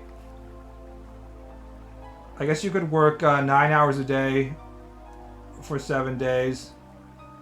Or less than 9 hours, like 8.7. It's not that much more than you might think. I can see why there's a lot of Japanese abused employees who end up working 60-hour weeks forever. The amount of unpaid overtime in Japan is insane. LOL. That's right. You guys talking about overtime don't understand. The Japanese people working overtime, they work their normal hours, and then their manager asks them to punch out so that they're no longer on the clock, and then they work another 5 more hours. So they get an extra 5 hours of not getting paid. Super fun. Which, if you were asked an American to do that, they'd be like, why don't you go fuck yourself? But Japanese people are messed up in the brain, so they're like, of course, Tanaka-san. That sounds like a great idea. The company needs me to work 10 more hours every day, but they don't have the money to pay me overtime, so I will definitely clock out and then continue to work. Is that considered black company or still normal these days? It's a black company, but companies that aren't considered black companies are also known to make people do it.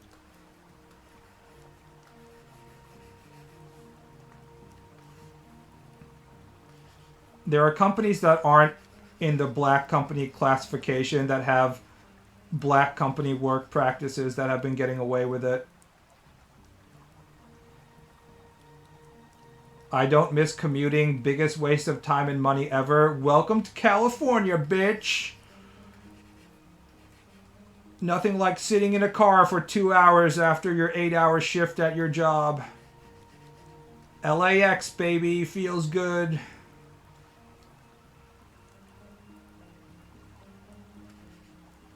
The phrase black company is highly problematic.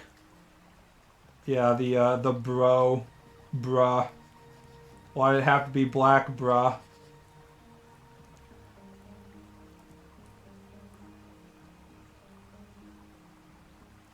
Japanese brain rot. Of course I can work another 10 hours tonight. US brain rot. No, she can't have boobs. She has to be ugly. That's only like California, though. It's not the rest of US companies. The work-life balance version of that for US companies is like... I don't know, have to go to my boss's barbecue on the weekends to suck up or something.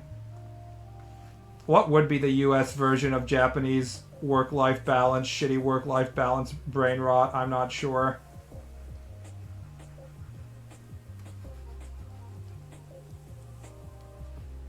"80-minute commute to my house, old office to my house, which is 13 miles away." How did that happen? Because of the, just the traffic? If you're, wait, so you are sitting in traffic for 80 minutes? That's fucking hilarious. Haha. Holy shit. Fucking California, guys. What are you working on today? My manga that I've been working on every other day. K-Town is 10 miles from Santa Monica and I had a 4-hour round trip commute, LOL. Have you ever considered just like leaving your car at the side of the road and walking there? If I was literally running, I could get there faster than using my car if it takes you 4 hours.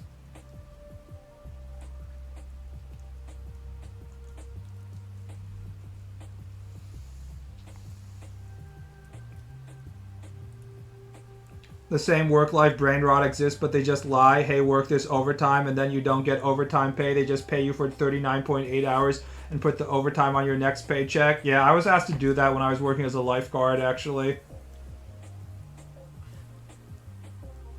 It's like, we don't have the budget to pay you overtime, but you went over 40, so can you shift those hours to the next paycheck? I've been asked to do that before, and I did do that. I should have just been like, nah, fuck you, bitch. But I was a team player, and I was just like, whatever. It's not that big a difference.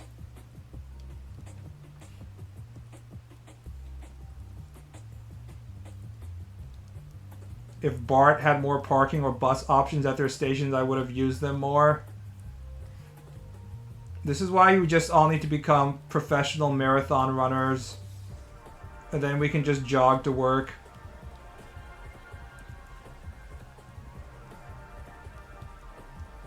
If your work is 20 miles away, you can get there within 2 hours just by running at full speed.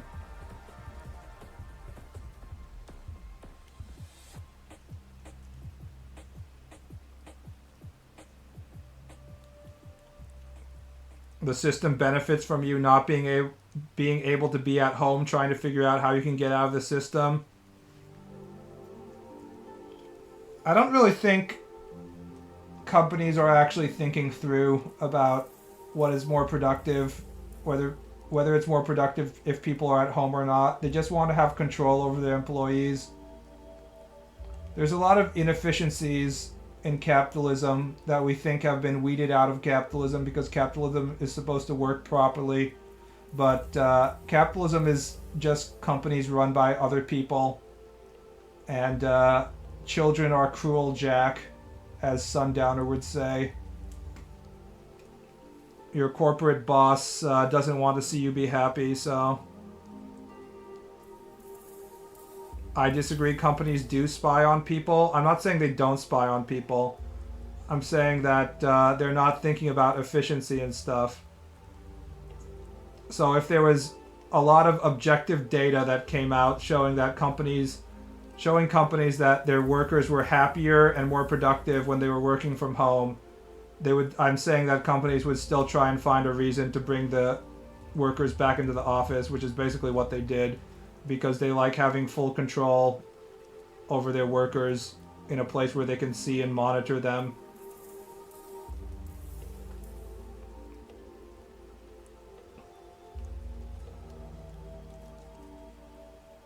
HR works to make you miserable. That's their job.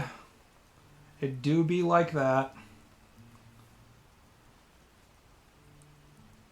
They like to use coming into the office as a way to test their employees. Yeah, about like year 3 of the pandemic, or maybe it was year 2, I got an email being like, I know a lot of you people are working from home, but you fuckers better not be working from out-of-state locations.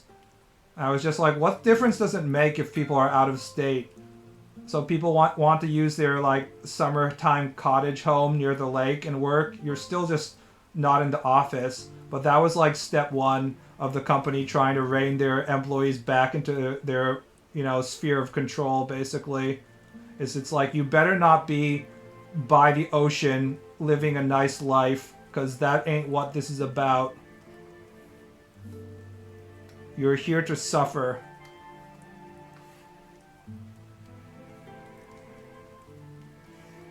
When humans work past 4 hours, their efficiency drops off sharply. So that's what I'm struggling with right now, because I'm not just clocking into a work and getting a paycheck. I have to figure out a way in which I can work more than 4 hours a day and train my brain to be productive for more than 4 hours a day, because if I can't do that, then I'm never going to be able to become a professional mangaka or even finish anything. So I need to actually think about what stuff of making manga requires high levels of concentration and other things, and what parts of making manga doesn't require concentration, like what I'm doing right now. And then once my brain starts to lose its productivity, I need to shift to low concentration stuff that I can have with like YouTube on in the background or something. But make sure that I'm properly concentrating on stuff that I do need to concentrate on.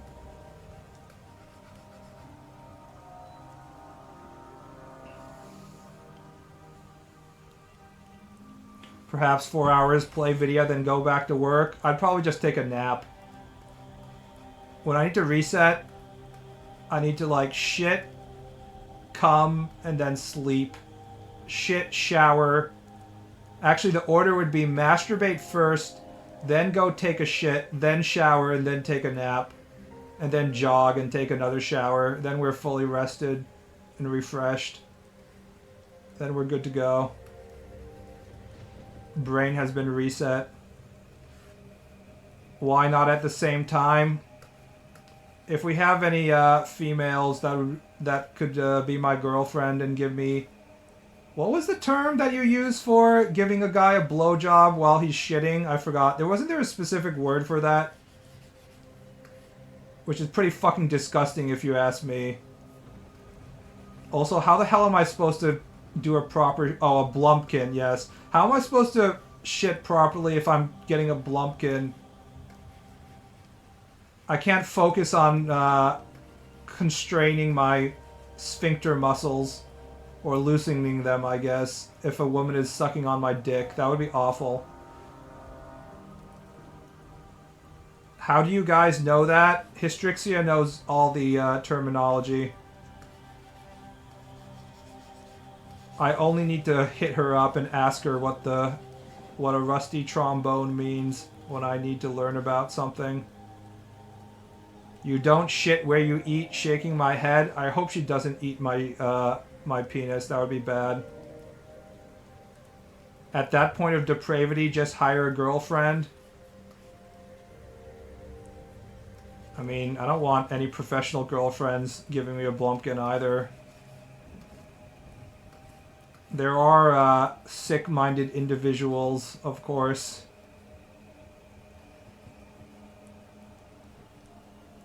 Gotta train your anus? No. My pooping is my alone time. I fucking hate it when people try and have conversations with me when I'm trying to shit. And by people, I mean my mother, of course.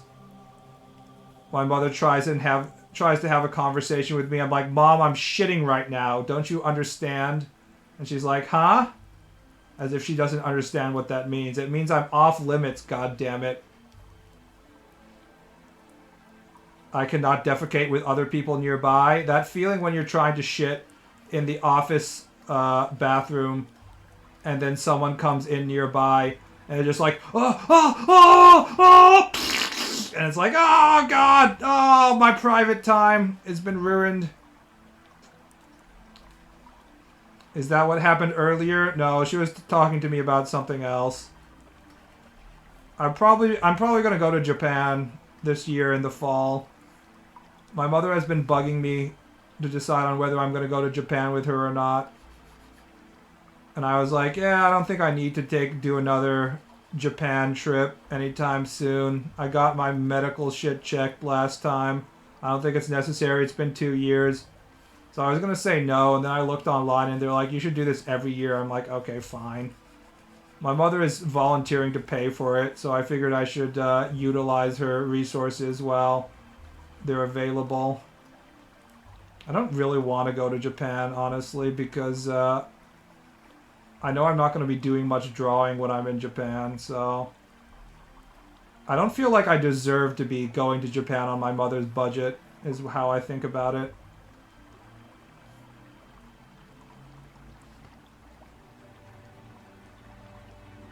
I can't imagine doing the Japanese squat shitting. Japanese squat shitting is a good method for shitting, actually, if all you care about is to get the poop out. People are built to squat shit. The problem is that the way the toilet is set up, you have to be very careful that you don't step into the toilet or drop your cell phone into the toilet. It's like a gigantic trap for you to fuck stuff up and for shit to drop in. Well, not shit to drop in. Your literal shit is supposed to go in, but your phone or your wallet or something can easily fall into the Japanese squatting toilet, which is of course terrifying.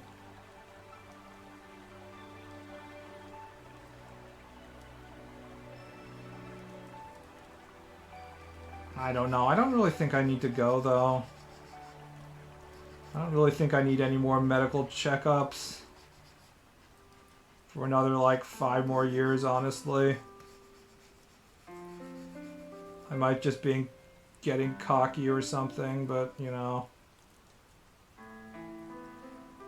The Western sit-in shit is superior. The problem with the sitting posture is that you can't really clench your ass and really shit it out hard.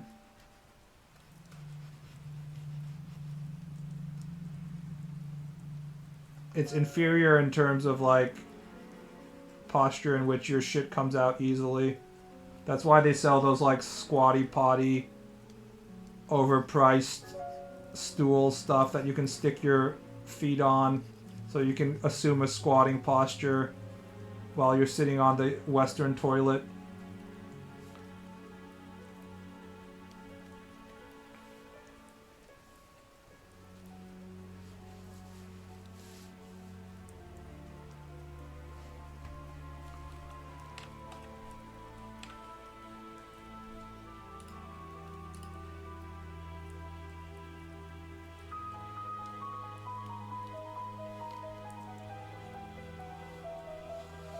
In before Ball dies of hepatitis B? I don't think I have hepatitis B, guys.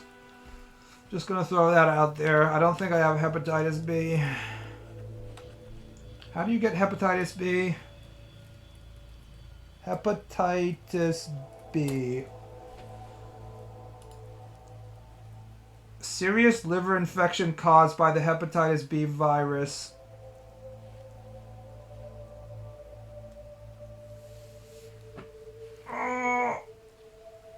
The condition often clears up on its own.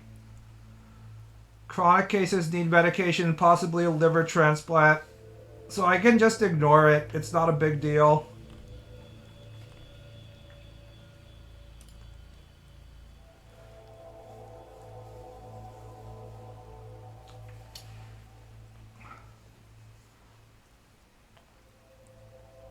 You have to get Hep A first? I don't think that's true. You can get it from contaminated water if you aren't careful. I should probably stop drinking out of the toilet then. Would one of your Patreon supporters donate their liver? Probably not.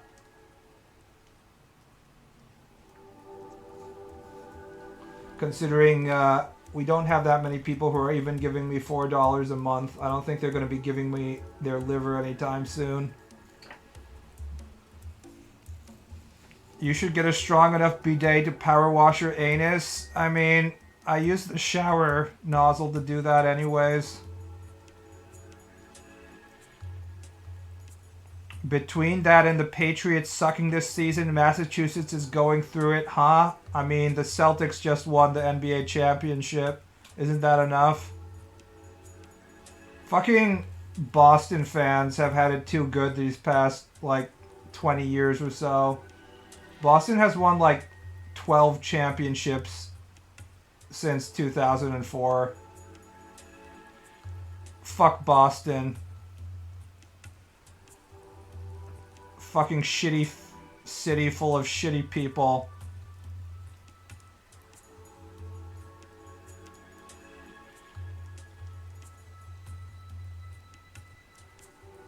A man was killed in surgery recently when the surgeon cut out his liver instead of his spleen. It turns out that losing your liver is fatal. Who would have thought?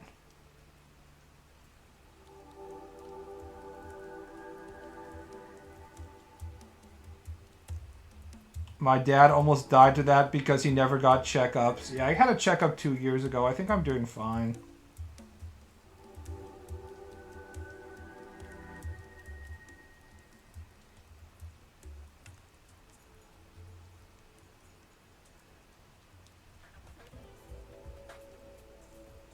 How do you mistake the liver for a spleen? They weren't a very good surgeon, unfortunately.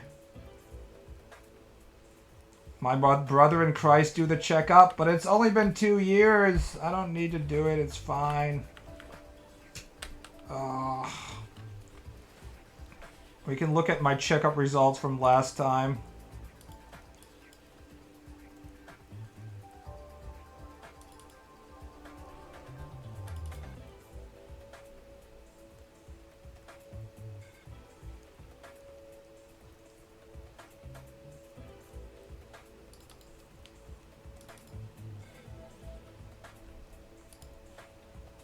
Let's see.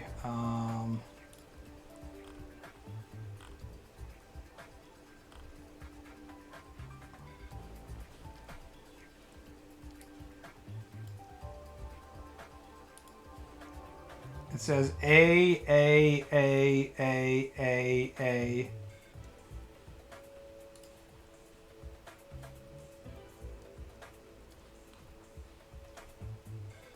E A C A C A C A D D A B A. I'm mostly healthy, I guess.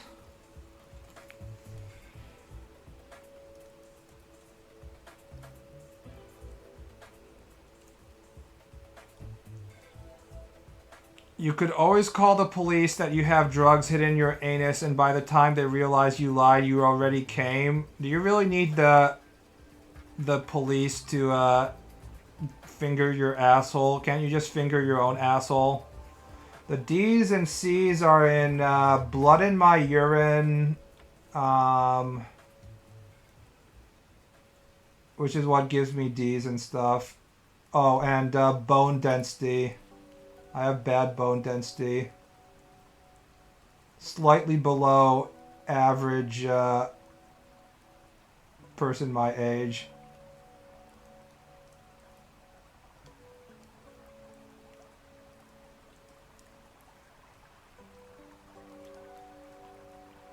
I don't know. I think my mother has low bone density as well, so.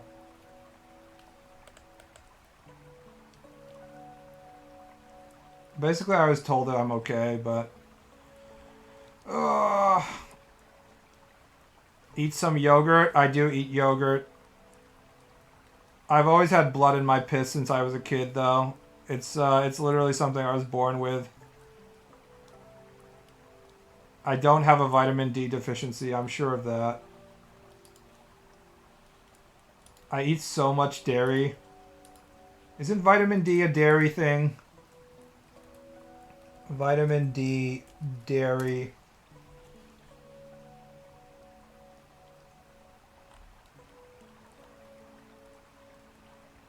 Yeah, I eat a shit ton of vitamin D. I definitely don't have a vitamin D deficiency.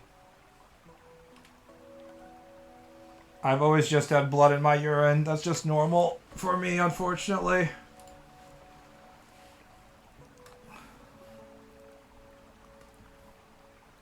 She probably means the sun exposure part, sweetie. You don't need that much sun exposure. That shit is overrated. The government wants you to go outside. Don't believe them. There's nothing for you out there. Stay inside the cave with me. No, I eat a shit ton of dairy. I definitely don't have any food-based deficiencies. I'm sure about that. You need 50 minutes a day, ideally, LOL. No, you don't. It's like 50 minutes a week, dude. Sun exposure required per week.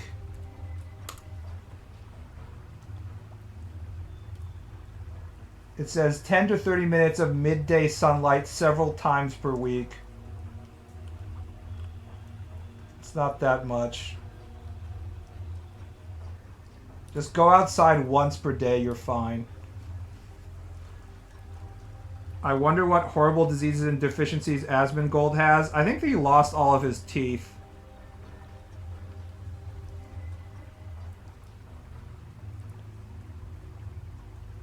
The man want to spy you with their drone birds and spray you with chemtrail? Yes. The birds are all drones, guys. They're not real.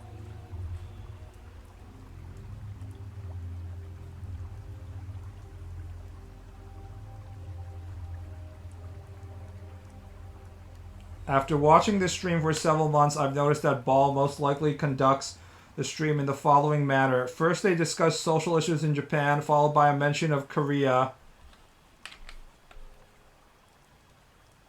a nearby country. Then they talk about Baal's health and personal matters, rant about boomers, discuss autism, briefly focus on drawing while Billy's moaning plays in the background, solve a game quiz, and then end the stream. Yes. That's about correct, I guess.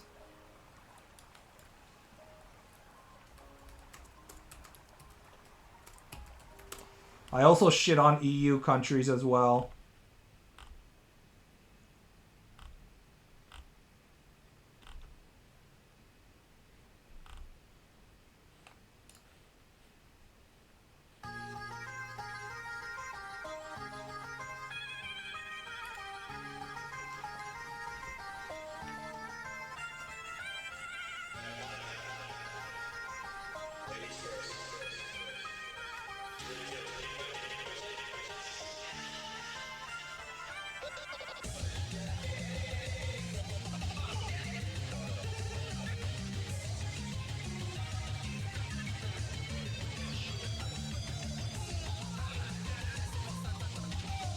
North EU people are miserable just like you. I'm not that miserable. Only slightly miserable.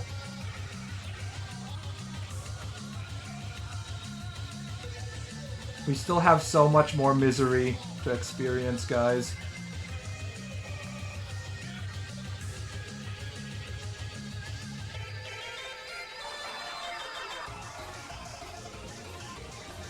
Don't forget about BB's rants about video games. I probably have more rants about video games more than anything at this point.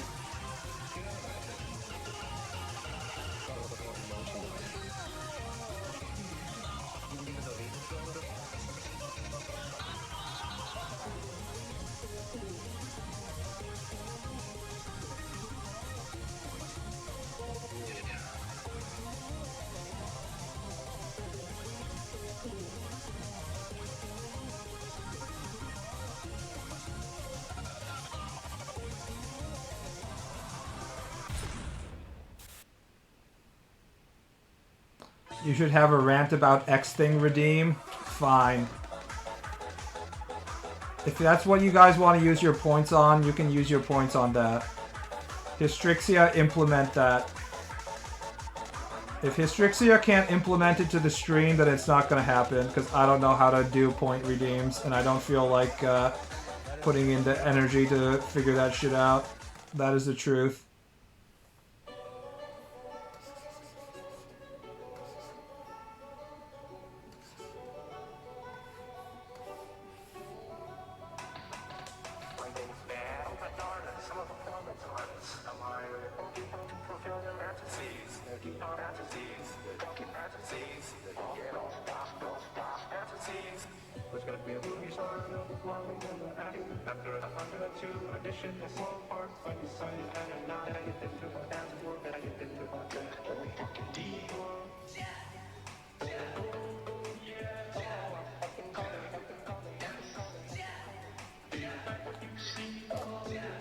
Today is Tom Brady's first day commentating, and it's during the Cowboys game. Hell is real.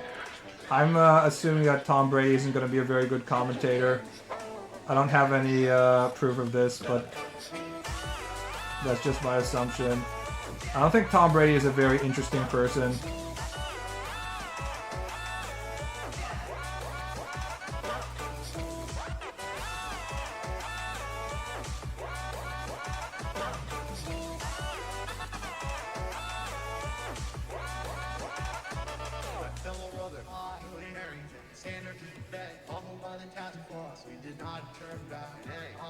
Tom Brady is an ice cube sandwich in a human body. I feel the same way about Ohtani Shohei as well, actually. I think there's some people who are really, really good at their sport and just don't have any kind of personality and are just extremely boring human beings. Ohtani Shohei is like Tom Brady if he wasn't infuriating, I guess, is how I look at him. What about gambling allegations? There's zero evidence that shows that Ohtani has any kind of interest in gambling. In fact, there's no evidence that Ohtani cares about anything besides baseball, ever. He literally only cares about his baseball and his fucking dog.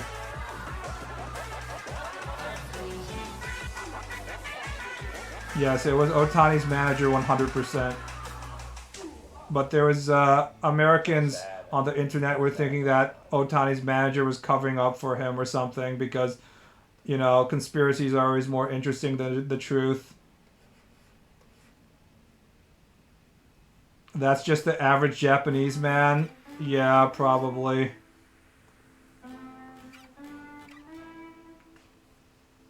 I don't know. Some Japanese baseball players were more interesting than Ohtani. Like, Hideki Matsui had...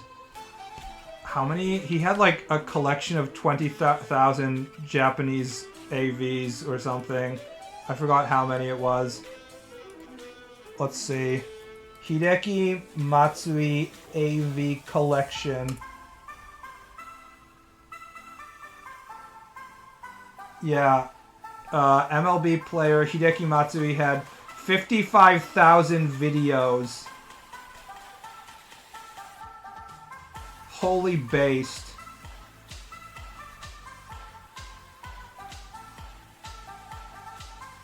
I wonder where he was storing them. This was before we had like 6 terabyte hard drives. So he probably had a fucking room that was just full of DVD boxes and stuff.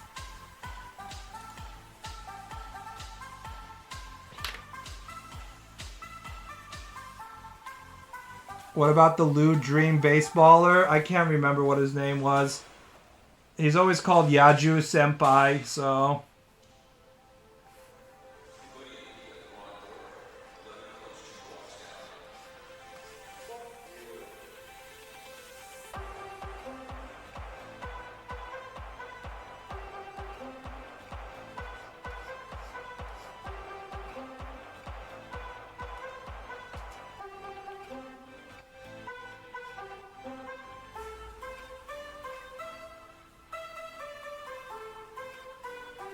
I was in Osaka when Tigers won, and there was like Americans, they were trying jumping into the river. Yeah, it's a tradition that you're supposed to jump into the river when Hanshin wins. And I think someone drowned to death the last time or something, so they're trying to get them to stop. But Osaka is basically the America of Japan, so it's full of dumbasses.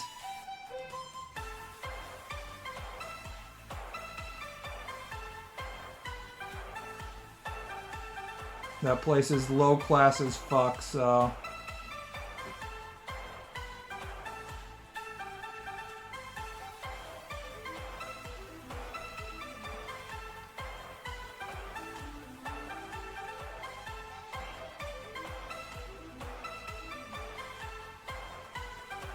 There's a statue that they threw into the river that they found it last year and broke the curse. Yes, you're talking about the Colonel Sanders KFC statue, right?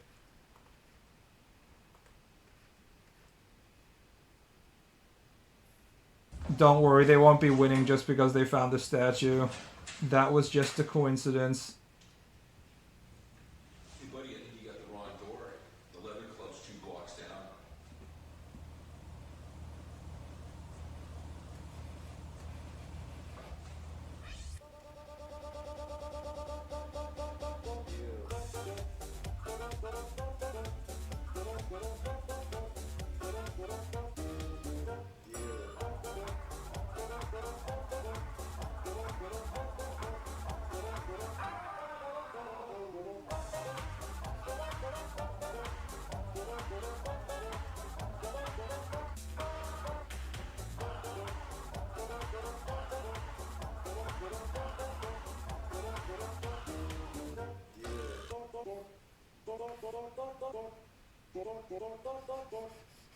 Fix the Tamamo stone. Just ignore it. It'll be fine. What's the worst that can happen, guys? Surely no horny fox goddess will come out and curse all of us in horrible ways.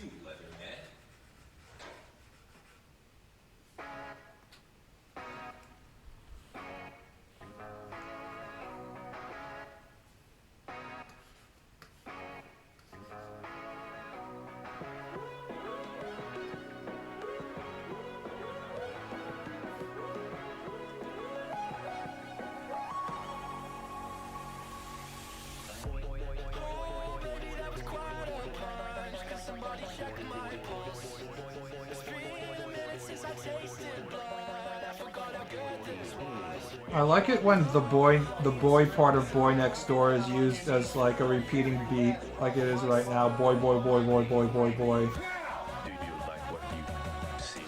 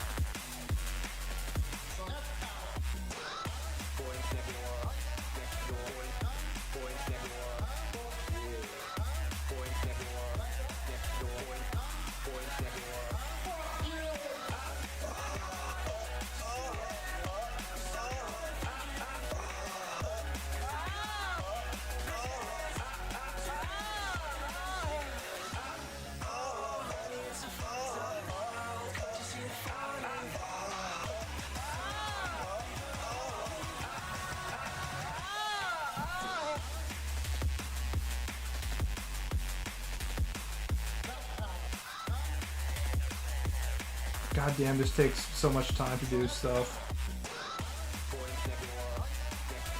I really understand why weekly manga can have like 5 or 6 assistants or 8 assistants. Like no matter how fast you are at drawing the characters that is like the main job of the artist, all the finishing stuff ends up taking so much time. You have to have an art style like Toriyama where he just draws it, then he's fucking done. 8 assistants? I'm not joking. I was watching YouTube videos and people were saying like, yeah, I have somewhere between 6 and 8 assistants every week. I have people like that I can call up and pinch hit for me and all this stuff. Just don't finish it and call it avant-garde. I need to be able to learn how to finish shit, or else I won't get good at drawing finished stuff. You only get good at what you actually do. If you don't actually do the process, you're not going to get good at it, unfortunately.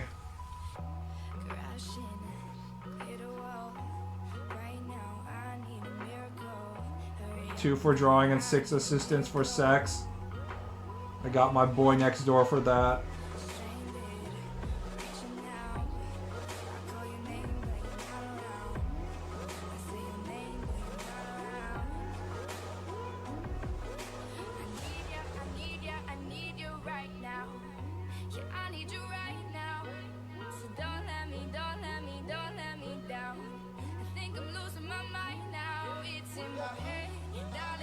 The manga assistant to wife pipeline is so funny. I don't know how real that is.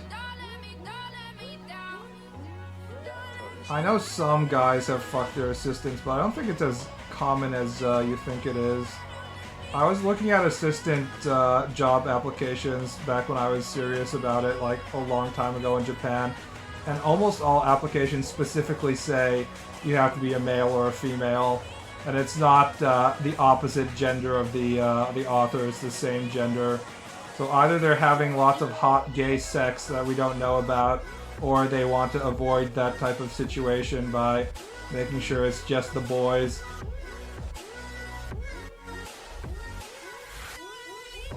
Mangaka are so stressed out trying to meet deadlines. I don't think they have any kind of time to actually be fucking their assistants, to be honest.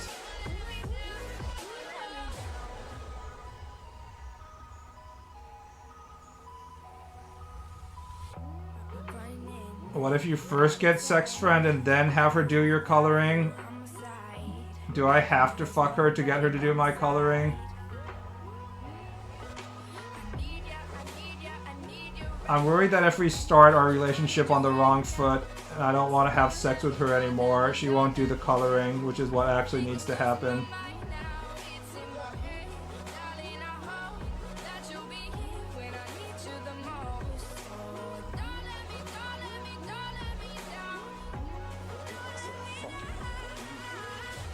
Editor-kun can't stop you then? Editor's job is to get the manuscript on time.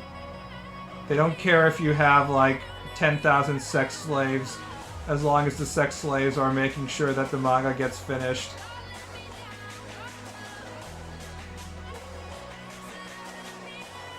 If anything, the editors are forced to participate in coloring stuff if the manga is behind.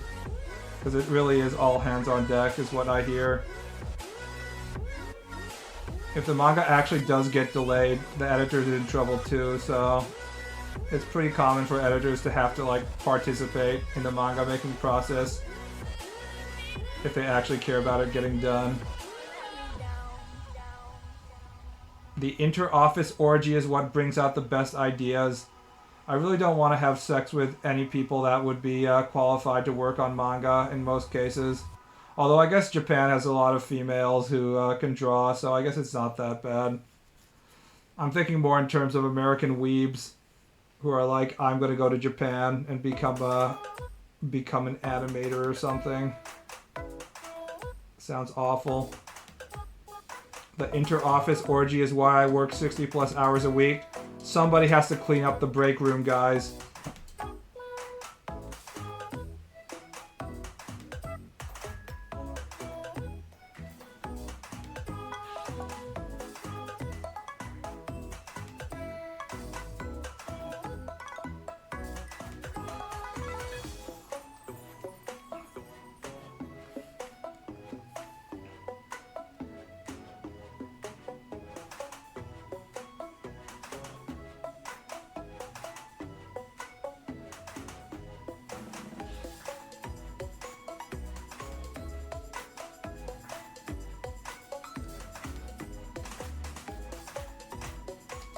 I already hear enough moaning from Susan in accounting. I don't need to hear any more. I wish we had cubicles that were like completely airtight and soundproof so we can't hear other people talking. That's all I ask, please. I just don't want to have to hear my coworkers talking to each other about shit. I'm trying to focus here.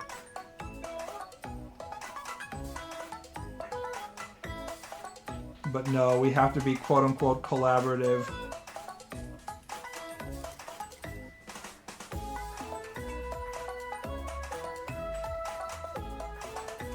I mean, have you seen the Japanese offices where you're just like at cafeteria-style tables?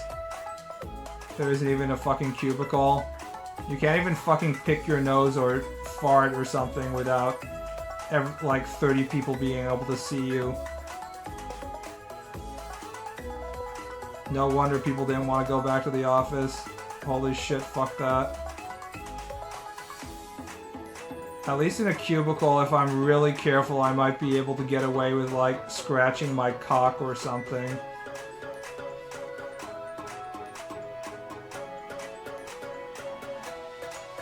Open office is AIDS. It truly is. Any kind of corporate plan that's trying to be fashionable and being like, you know what we need to do? We need to make it so more people can collaborate and communicate. We need an open office environment. Is just like, fuck that guy. I need to go back in time and kill that person so that idea is never introduced to society. And I'm saying this as someone who doesn't have to work in an office. It's just so clearly a fucking bad idea.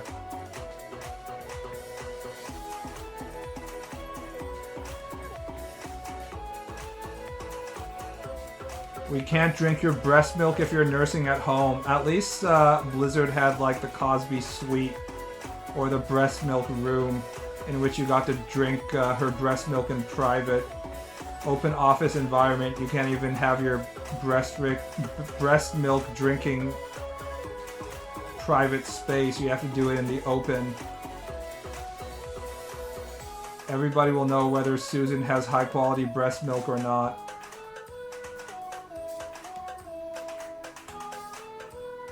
I stand in one of the busiest intersections at my office and got interrupted 24/7 just for existing. Hey there!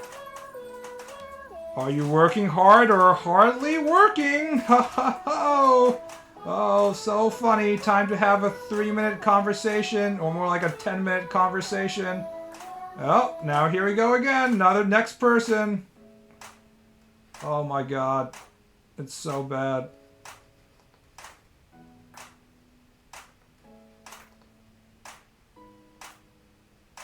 Sitting at the front desk is the worst. I thought the whole point of front desk is you're supposed to have like a hot receptionist to be the face of the company. At least it is in Japanese corporations still. If you're a Japanese OL and you're hot, you get hired just to be at the front desk and just sit there and be hot. Your job is to look hot 24/7 and not do your nails in public. You're supposed to show up hot and stay hot. Me closing my window of JoJo egg-raising yaoi.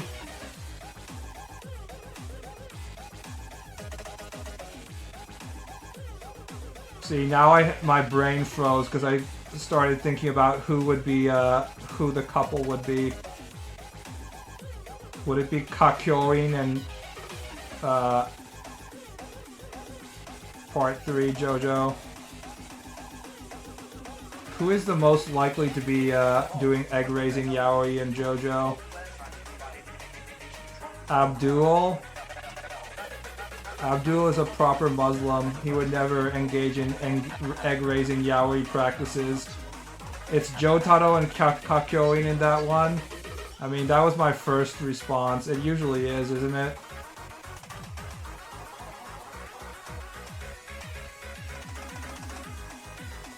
Kakyoin's number one job is basically being Jotaro's cock sleeve, so...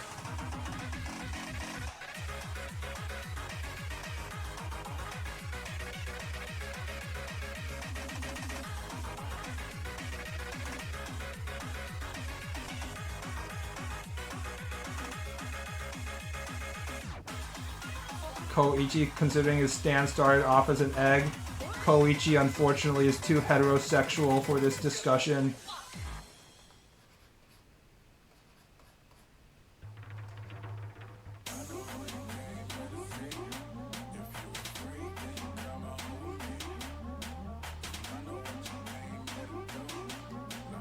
Remarkable Jotaro ever procreated?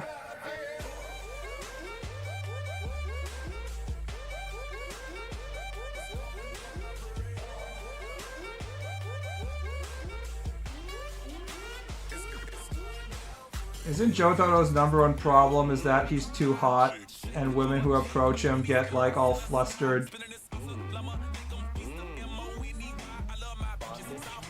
Say, don't touch me there. No, I don't do anal. Put your hands all over my soft. Dio fucks, true. He's also gonna eat you, but women probably don't care. It's more psychological. Even though it's physical, it's also more emotional. If you tell women that this hot guy is gonna drink your blood until you die after he fucks you, they'll be like, oh, that's just a bonus.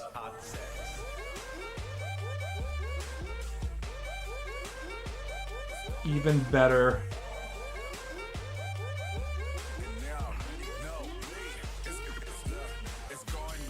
Jotaro's problem is that the women who are into him aren't dolphins.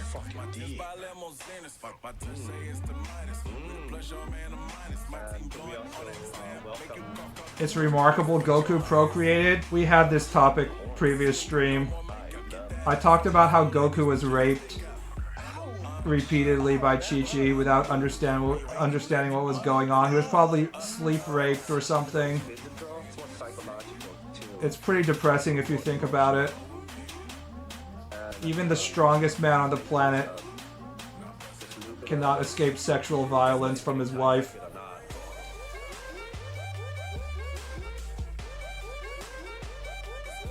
Base Chi-Chi, she couldn't wait for him to figure out what sex was. He was too stupid to understand. We talked about this for an hour. Yes, this was the last stream's topic. I like this sports bar drawing action. If it was fully black, it was too dark. So I have to make it gray and then add black shading. Is sort of how you're supposed to do it. Oh, I'm coming. Coming.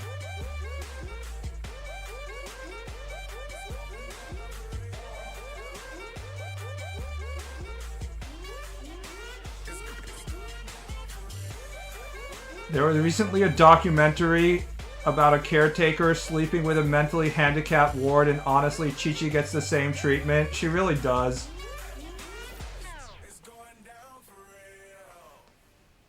Same for Boa Hancock, but I don't think Hancock is as bad as Chi-Chi, honestly. I think Luffy has a few more brain cells than Goku, although not by much.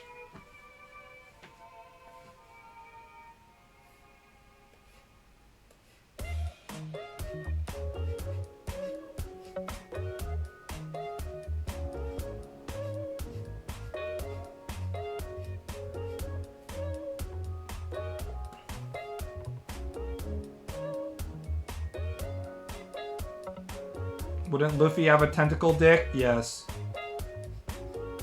It's well established that Luffy's body parts stretch, so yes, he would have a tentacle dick. My name is Pat. I'm an artist. I just decided to go full master. Dungeon master. Full dungeon in my house. It's gonna be a movie star. You know, with modeling and acting.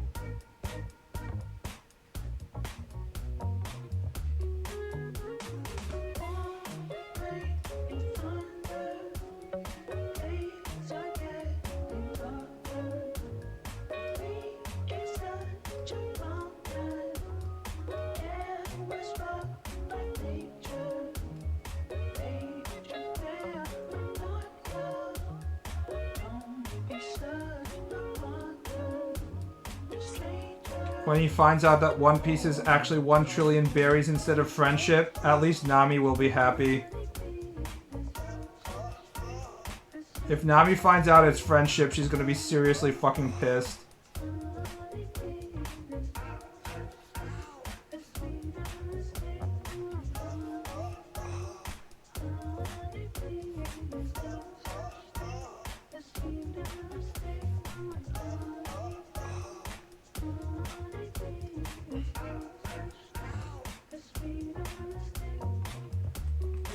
Nami truly embodies Sprinkle Sprinkle. I don't know what Sprinkle Sprinkle is. I can't tell if this is a yaoi terminology or something else. Or if it's just like a translation, because I read it in Japanese.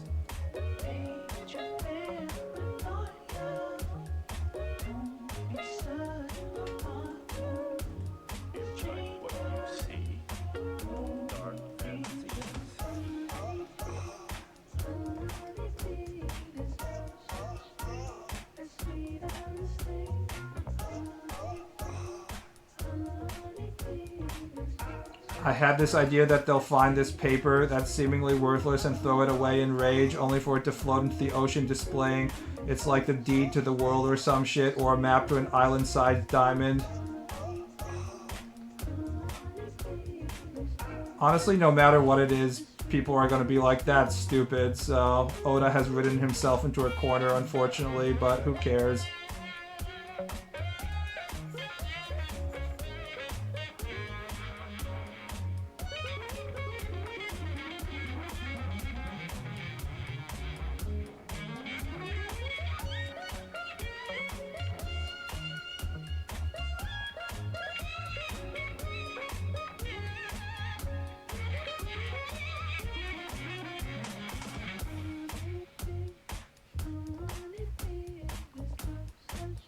Thinking Oda will live to finish One Piece. We might learn what the One Piece is before it finishes, though.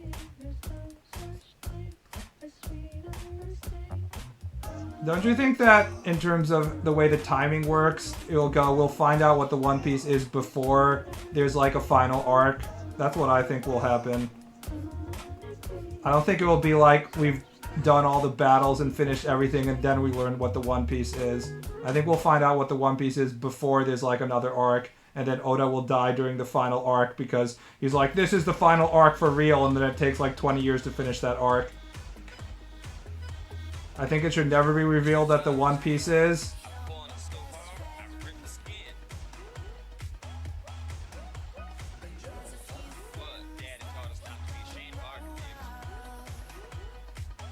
I guess that's one way of doing it.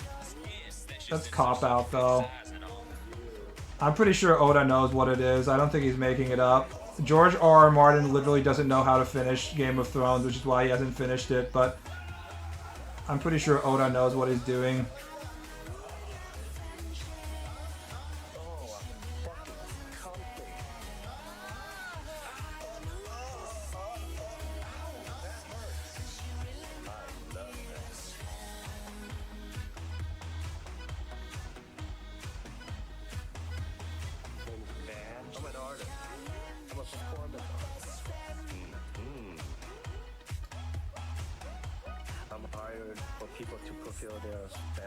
George R.R. Martin diverting attention from the fact he hasn't written anything to complain about House of the Dragon, LMAO, yes.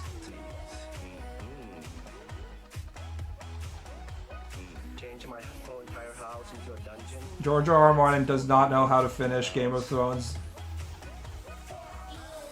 And he doesn't want to.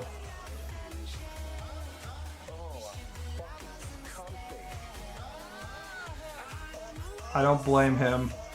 Just drawing 30 pages makes me wish I was a novelist so I wouldn't have to draw.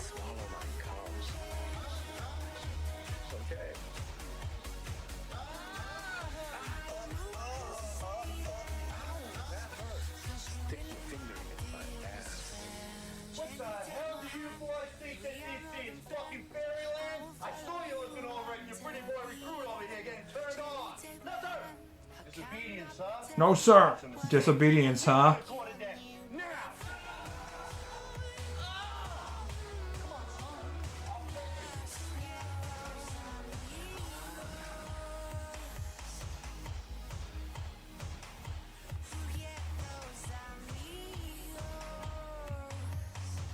The One Piece being a bunch of IOUs in a chest. Don't touch me there. The One Piece is the U.S. national debt, worth trillions of dollars.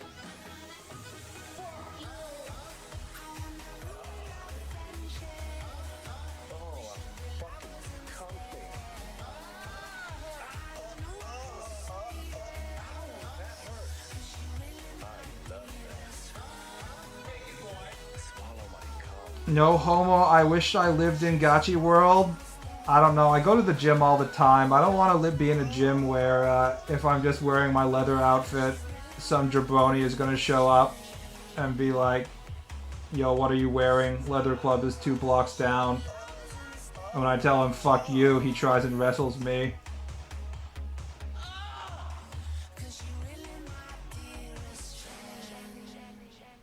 That's just a whole nother level of aggression I don't need to have to deal with. I'm a busy guy. I'm just here to work out, you know?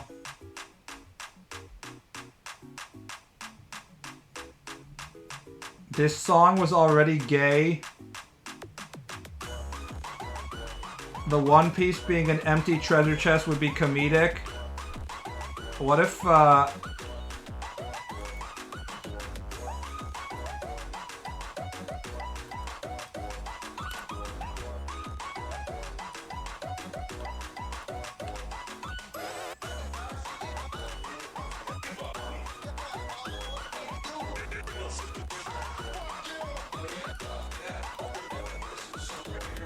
what if it's just this guy?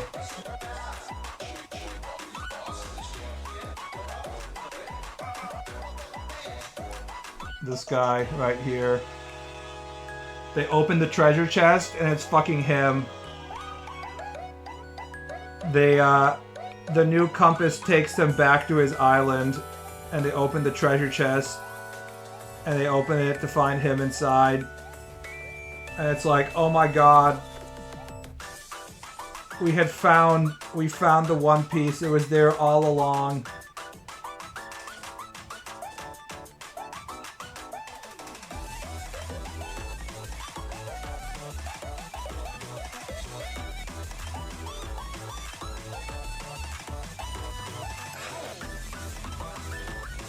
The One Piece is like that briefcase from Pulp Fiction. It contains Oda's soul.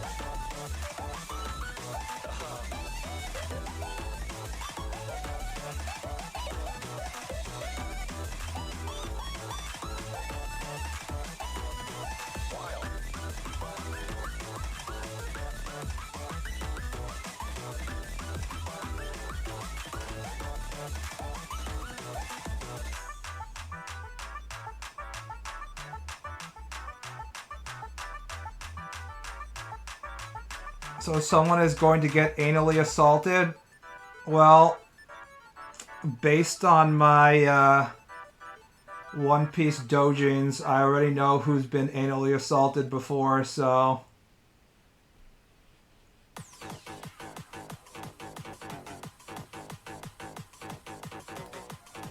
The answer is Sanji, of course. We're talking about Sanji's ass, as usual. Robin also, but, you know, we have no room for heterosexual relations in this, this conversation.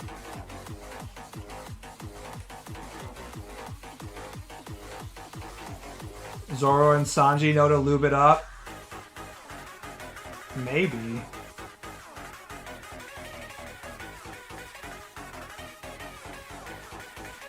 Zoro seems like the kind of guy who would forget to lube up, honestly.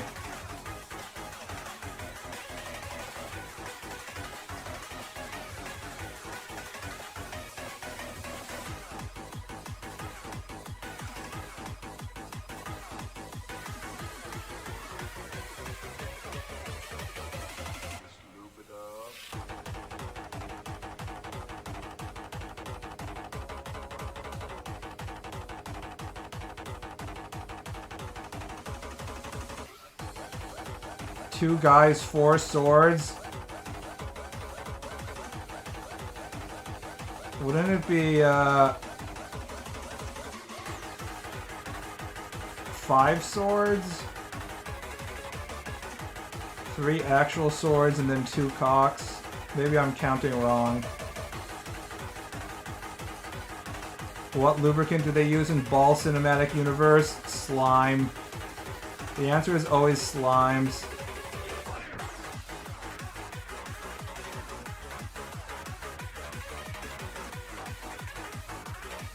Haven't you read all the isekai where they're like, in this fake European fantasy world, we have good.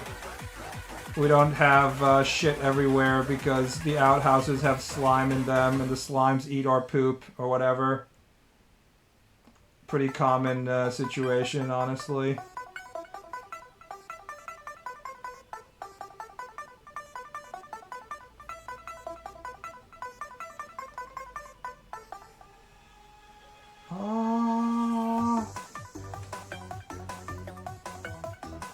I like when you can hear the screaming off in the distance.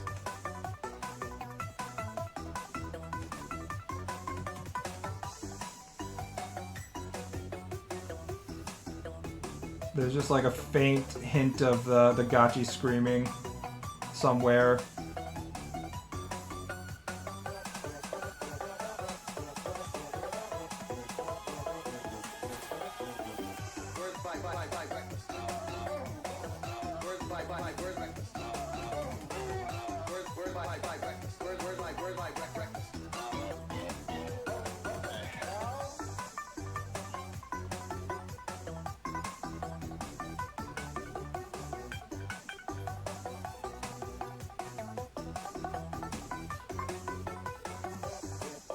Anal sex happening somewhere. Anal sex is always happening somewhere, guys.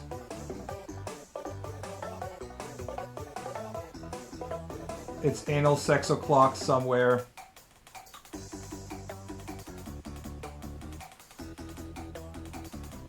I wonder if there's Jimmy Buffett gachi.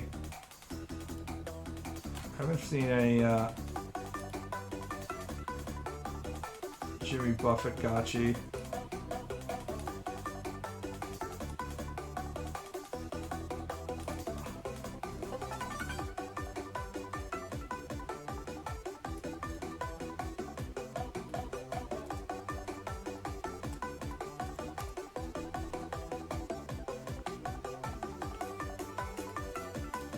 No, instead you get Magna Divide Right version. Yes.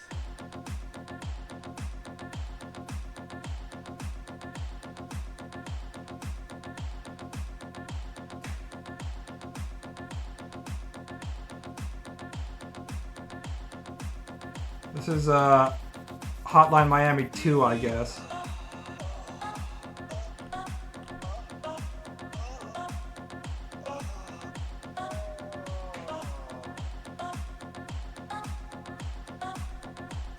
What was the Hotline Miami 1 song? The ticka ticka tat.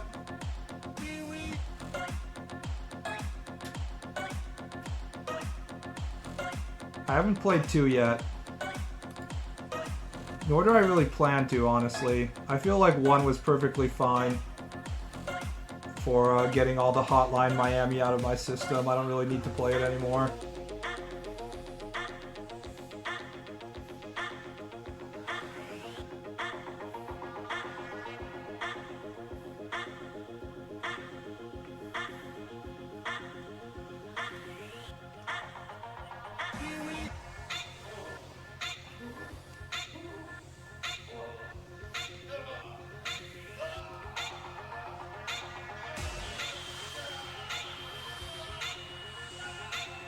Two is mostly the same game with non-flashbacks. Also, I never really cared about the plot of Hotline Miami. I know a lot of people really got deep inside of it and got involved, but I was never that interested in that part as well.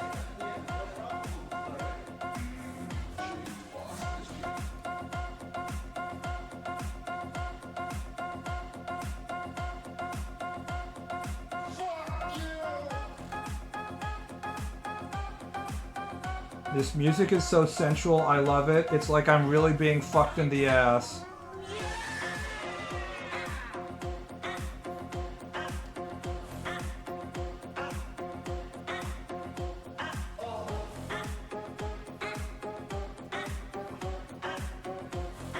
There is a way bigger plot going on in Hotline Miami than it has any right to have. Wasn't the first game just you get these phone calls that tell you to go kill someone, and it turns out it's just someone making prank calls and you're just killing people because you felt like it? or something. I can't remember the plot of the first game, even though I played it. Wasn't it just like all the violence is just nonsensical? It was all just a silly little prank. No. I can't even remember this shit. It means I didn't really care very much. I don't really need a reason to murder people in a video game, guys. It's just something that happens naturally if you're playing a video game. If you have any sort of reason to kill someone, then it's gonna happen, but you really don't even need a reason.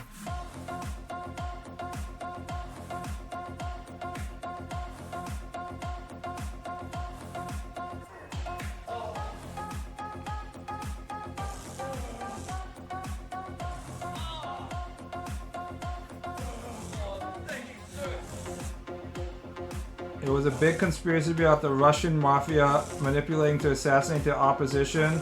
Was that in 2 or in 1? I'm just trying to remember what you learn in 1.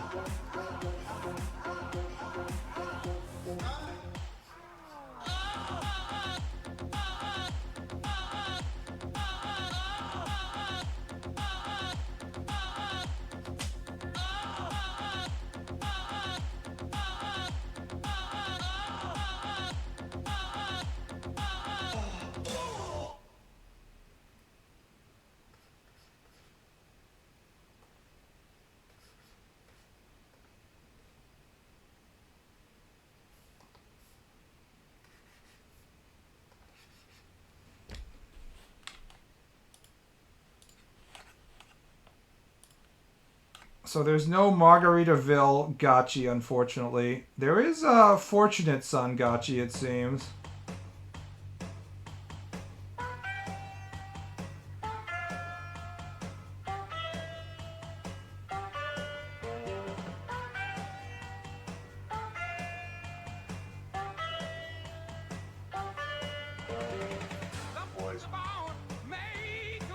Dick.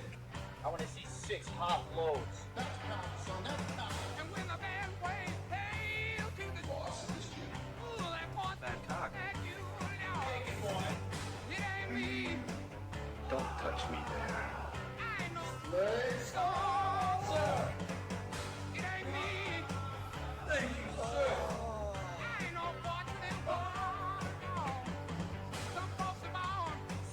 Dick. I'll give you one more round, okay? Yeah. Let him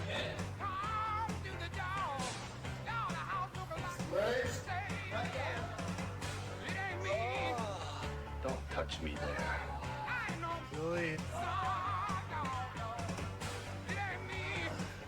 What you see?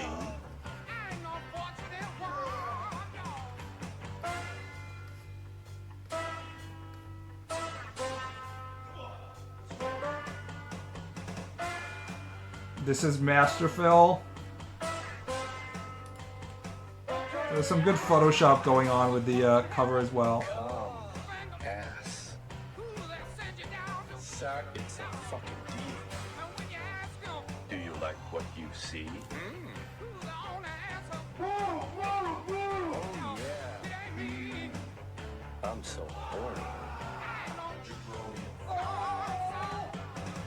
I like the Van Darkholm in the corner. Your tongue around more. He is Vietnamese. That's part of the funny. We must pull up our pants.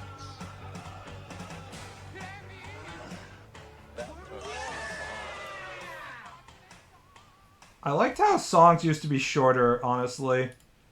I think like a 3-minute or a 2-minute song is just fine. It's just long enough for you to have your Vietnam, back in Vietnam moment where they play Fortunate Son. And you're walking through the trenches and the Black Hops are coming down.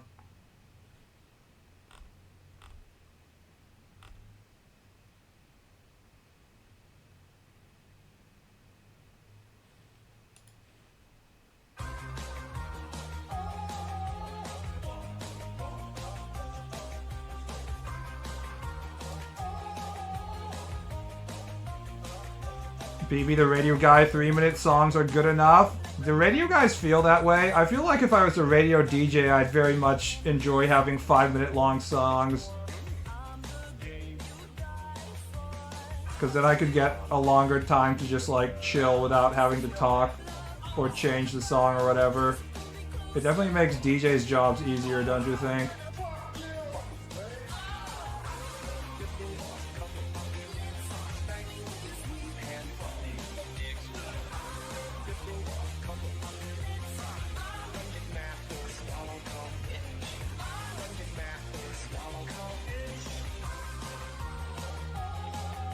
You being a radio guy would be the funniest shit.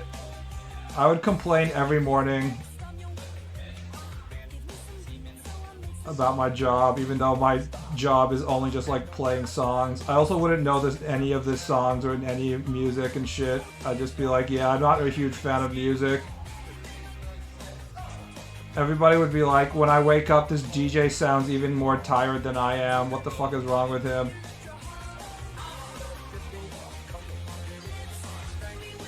I think I could develop an audience with people who don't want the normal shock jock morning people.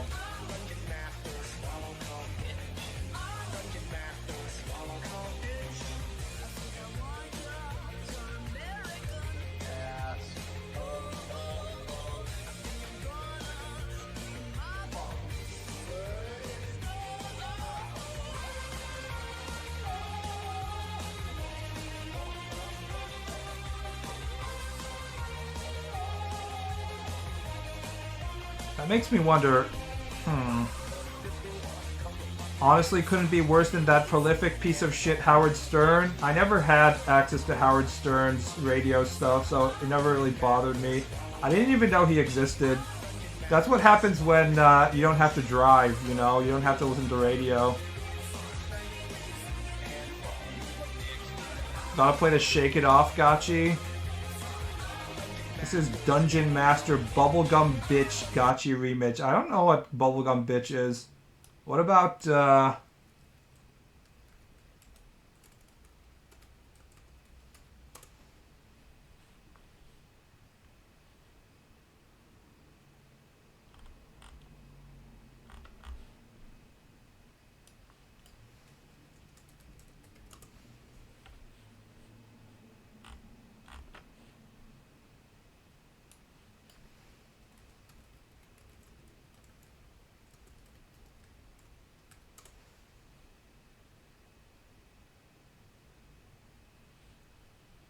well, I found Deep Purple.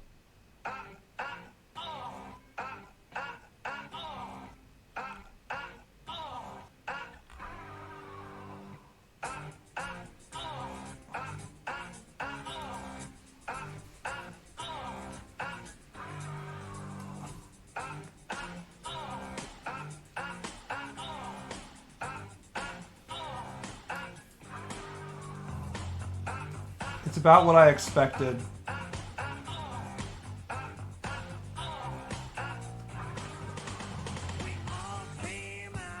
Gay house. Bondage. Gay website.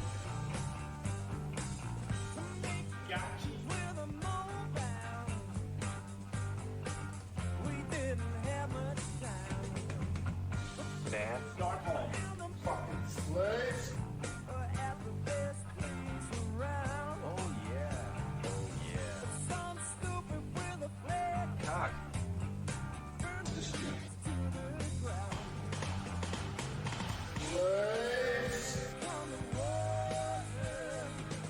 Full mascot.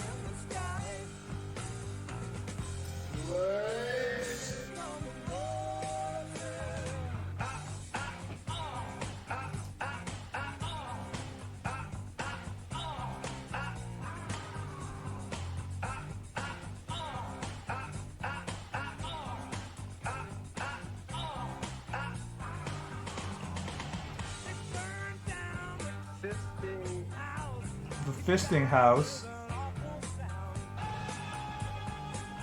Julie Harrington.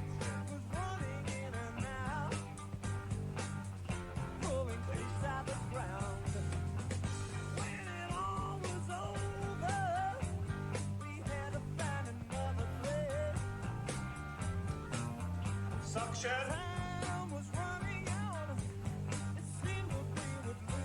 Set.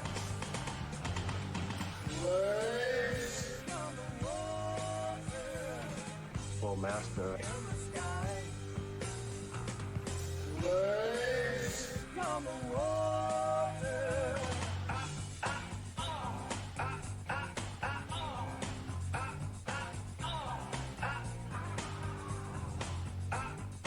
Fisting House? You mean the power exchange in San Francisco? Yes, probably. I think that's correct, Hystrixia.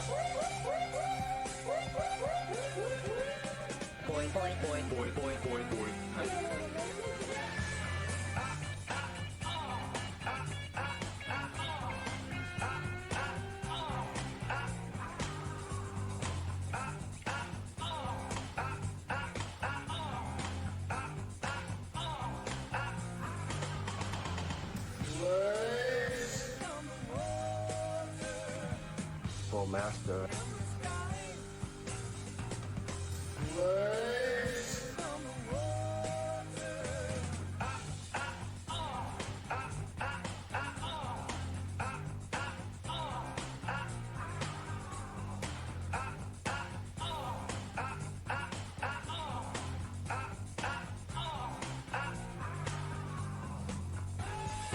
Oh!